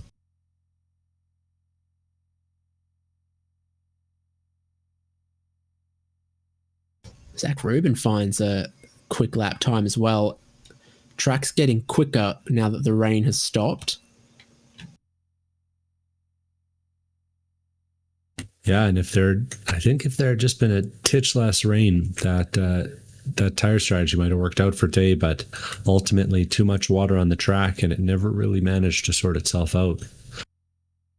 Another thing that's yet to be sorted out too, I think, is the last step on this podium. Kyle Robertson was holding, and now we've got Sebastian Day. We're looking at them having some issues. Let's see what it is. Looks like Bill Woods ran it a little bit wide, giving the opportunity to Sebastian Day to get a better run up onto the tri-oval. And the two of them are side by side heading down into Le Mans chicane. Bill Woods holding the inside with Sebastian Day taking the spot back, holding the spot rather on the outside. Has to dive it in real deep to do it, though. I think Bill Woods is going to get a better exit, both of them jumping curbs. Bill's going to have a little bit of momentum and a little bit of draft, and that might be enough to get him alongside as they head down through the tri-oval across the start-finish line. One of the key factors of the wet tires in iRacing is they've got significantly more rolling resistance. They cost you quite a bit of straight line speed. I think they might even emphasize the strength of the slipstream in the wet conditions, not something you necessarily think about. Absolutely against the rear bumper, so close that you're not even driving in the spray because you're ahead of where it flicks up down the inside. Bill Woods gets back ahead of Sebastian Day in a battle going back and forth here. Yeah, the more I watch Bill Woods, the more I think he's got a lot of experience in this kind of condition.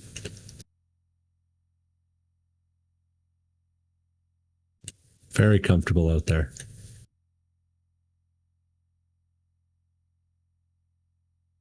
Our podium fight is warming up too. We've got Kyle Robertson and Caden Parks Miller coming through the tri-oval now.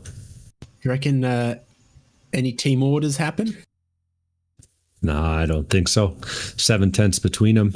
Less now that they get to the apex.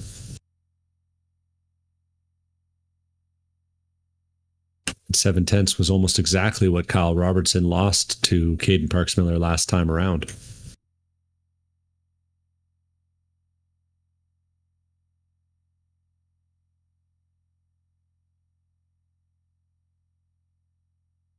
Wipers in action on the BMW. Oh, they're close again between Woods and Day. Back straight. Bus stop. Braking in the wet.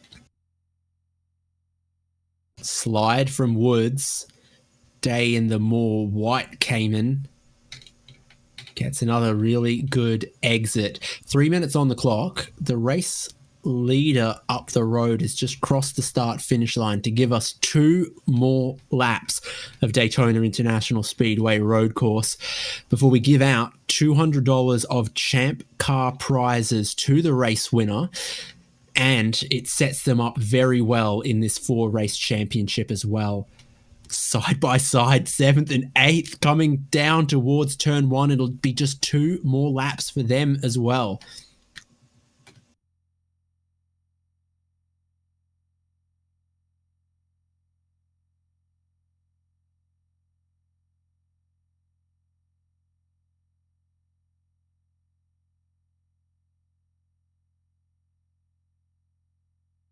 Battle continuing to go back and forth between 2430 Esports and Balthazar Motorworks.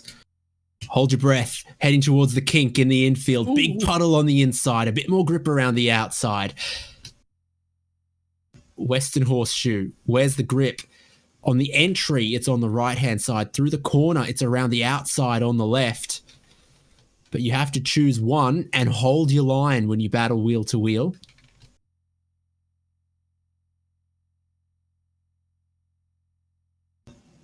White flag soon for the race leader. 2 more times to do this dance for Balthazar Motorworks in 2430.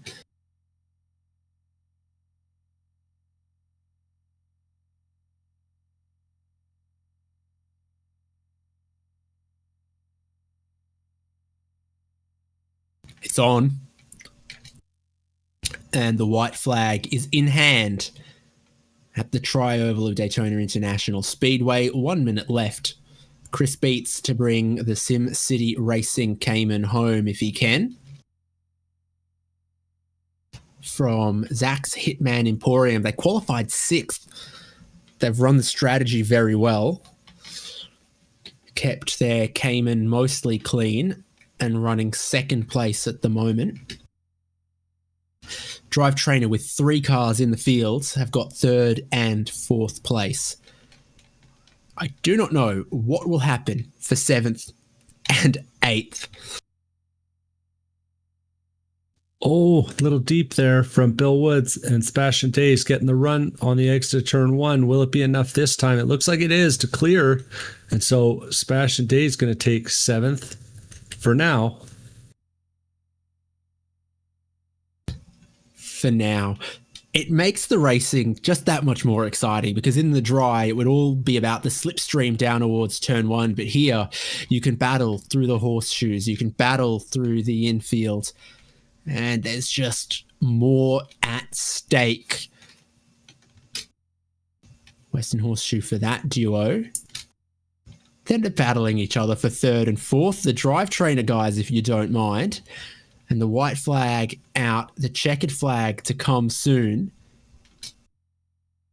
All at stake.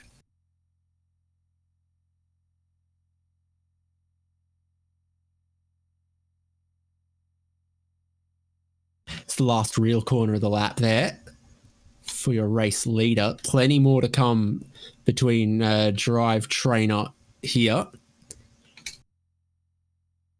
Diving around the outside, Caden Parks-Miller is going to look for grip all the way around the outside of the horseshoe. The teammates are side by side at the start-finish line.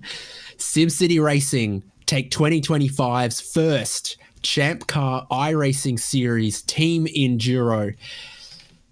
Taking points and prize money. Ruben in second, still a bit further away. Bill Woods has a slowdown penalty. Sebastian Day, I think, will be able to hold on to that 8th place. Project Save the Stang across the checkered flag, just one lap down, chasing the Delta in 7th. Have I got that right? Maybe not. I think the first car a lap down will actually be some of the other cars. They're side by side for third and fourth. They're about to bang doors into the bus stop. Who's got the exit in the straight line speed, Devon? Well, you'd think it'd be with the Mustang, but he's picked a big puddle on the exit, and looks like the Emerald car of Caden Parks-Miller has a little bit of a run and a little bit of a draft. It's going to be a drag race to the start-finish line. Stand back from the fence, but get your camera ready for the final spot on the podium between teammates, the Ford Mustang and the BMW M4. Caden Parks-Miller takes the BMW around the high side, makes some contact, but takes third place from his teammate Kyle Robertson by less than 1/10 of a second. Podium decided on the very, very final lap on the run to the line. A couple of other cars still need to come around and see the checkered flag, like Backflip Boys in 5th, who might have been the last car on the lead lap by some measures. Yep, also got Slowered Expectations there. And Drive Trainer 42, I think, were one of the last cars to take the checkered flag. They're going to do some slippery burnouts for the fans. So stand back from cars and coffee.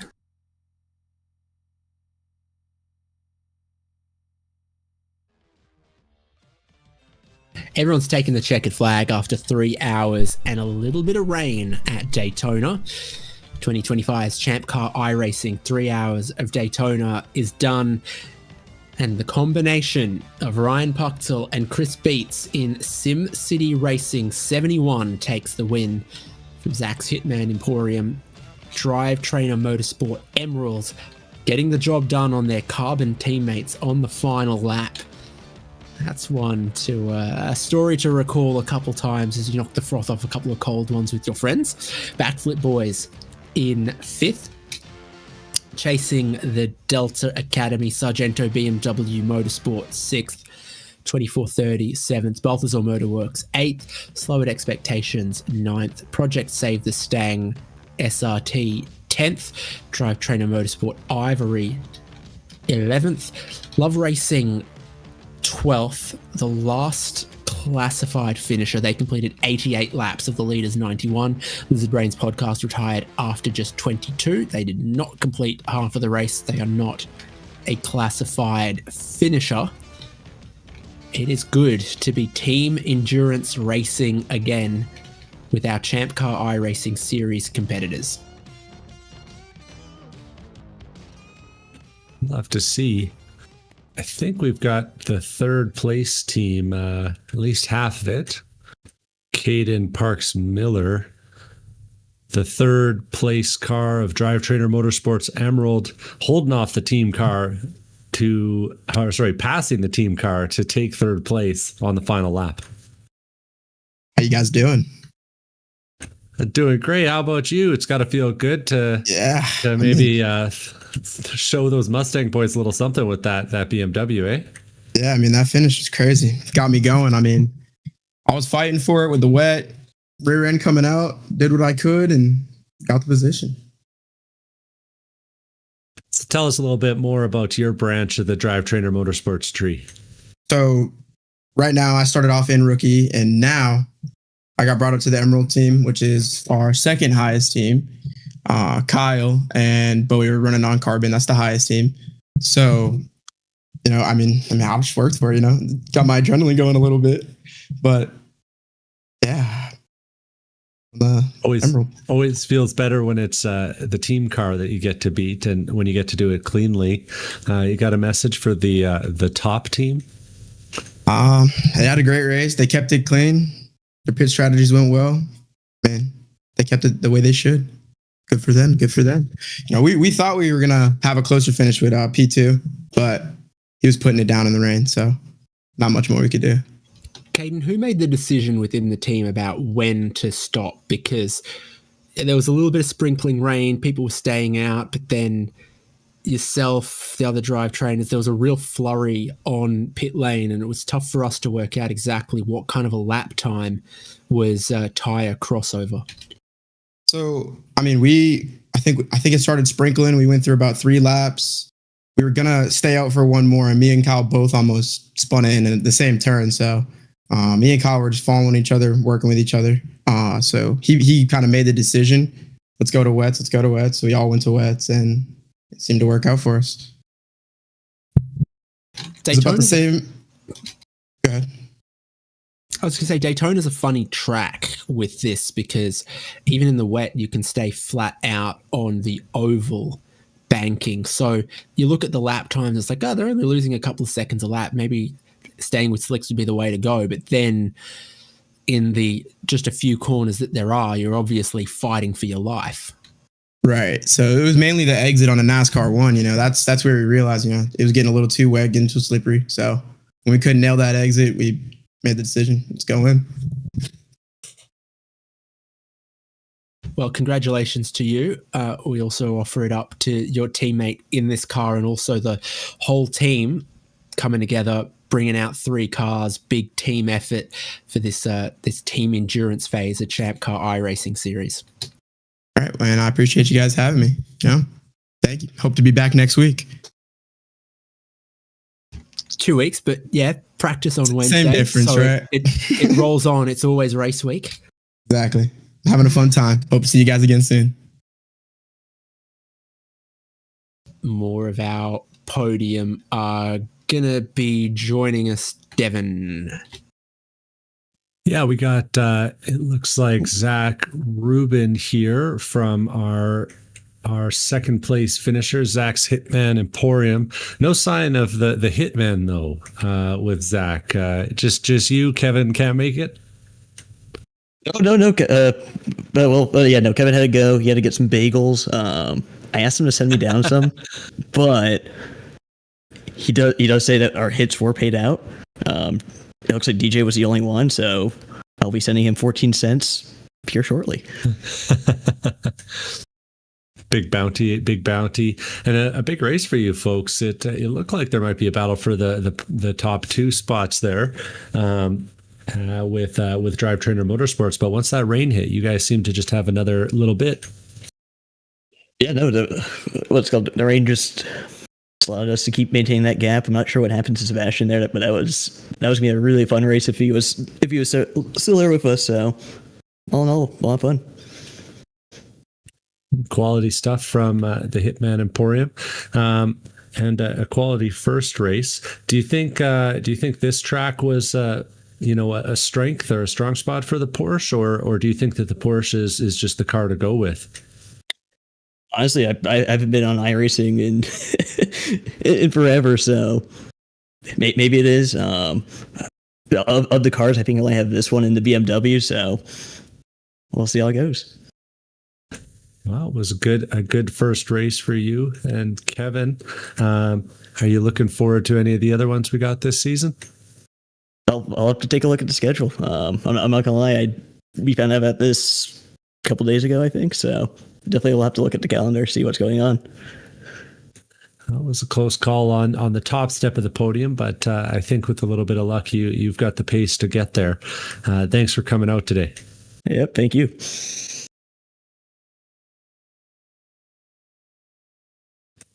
Haynes, you got any winners. side of that SimCity team? Yep. They're both on hand, Chris Beats and Ryan Pucktel from the winning car. Now, you guys qualified pole. Things got a little more shook up in the pack racing early. And then some of your competitors in the top three dropped out or dropped back. And then a 50-second race win looks very nice on the CV to start things. Yeah, we're quite happy with that, but it's pretty unfortunate what happened to Lincoln Fox's team and Allison Juni. They were both pretty quick in keeping up with us. So yeah, it's a shame that we didn't have a more competitive race towards the end, but we'll take it. Chris, you were driving at the end when the rain came down. What's the feeling like as far as the track evolving? It was quite tricky. It wasn't quite full wet and it wasn't quite dry, so we had to take it lap by lap, and we erred on the side of caution when it got to the point of putting on wets. So just to keep that cushion behind us. And yeah, we realized really early on after my spin that the rest of the race is all about attrition, and it worked out. So this is the perfect start. The way the championship works, your two best results seed you into the final. So perfect seeding so far. How's that? Feels great. I think what's VIR is the next track, and we're pretty confident that we can get a result there too.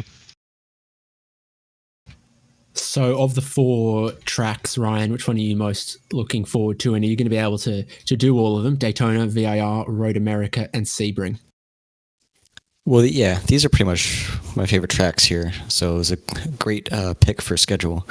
Sebring is probably the one that I always like the most. Yeah, but pretty much all of them, I can't really say I'm not looking forward to any of them. I think they're all going to be pretty fun. I think going back to back is going to be tough with some of the other drivers that we've seen. Yeah, I'm sure that whatever issues that Lincoln Fox's team and Allison Journey had, it probably won't happen again. So hopefully we get some fun racing in the next races. Thanks so much for joining us. Congratulations again, guys. Yep, thanks a lot.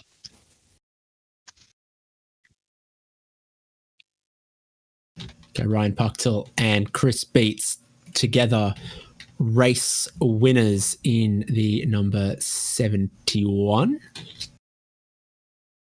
I'm looking for who did how many laps is what I was looking for in the 71. To bring you one final statistic.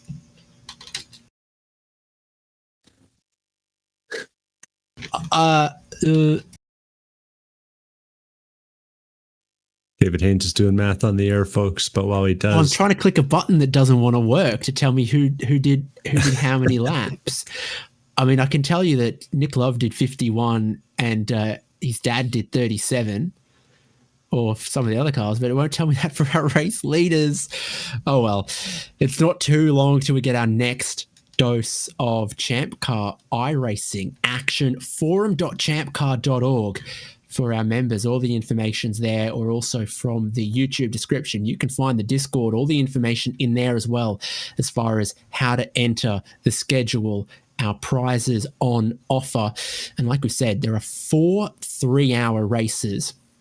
Your best 2 results from the first 3 seed you into the final, where it's all to play for in the 4th event. So if you joined for the next endurance race, and you won that, you would be on equal footing with SimCity Racing.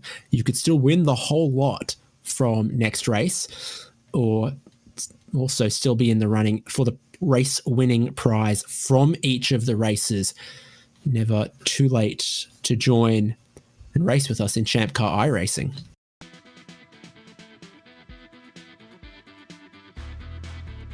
And with that, we'll see you folks at the next race, November 15th and we'll be looking forward to another great race and another big field here from our many competitors.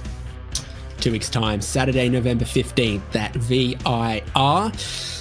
We'll also be live across ChampCar Live and HJ channels. Myself, David Haynes, Devin Peters, Michael Derby. A delight to be right in the thick of the ChampCar iRacing endurance season once again, and race 1 from Daytona going the way of Sim City Racing. We'll see you next time.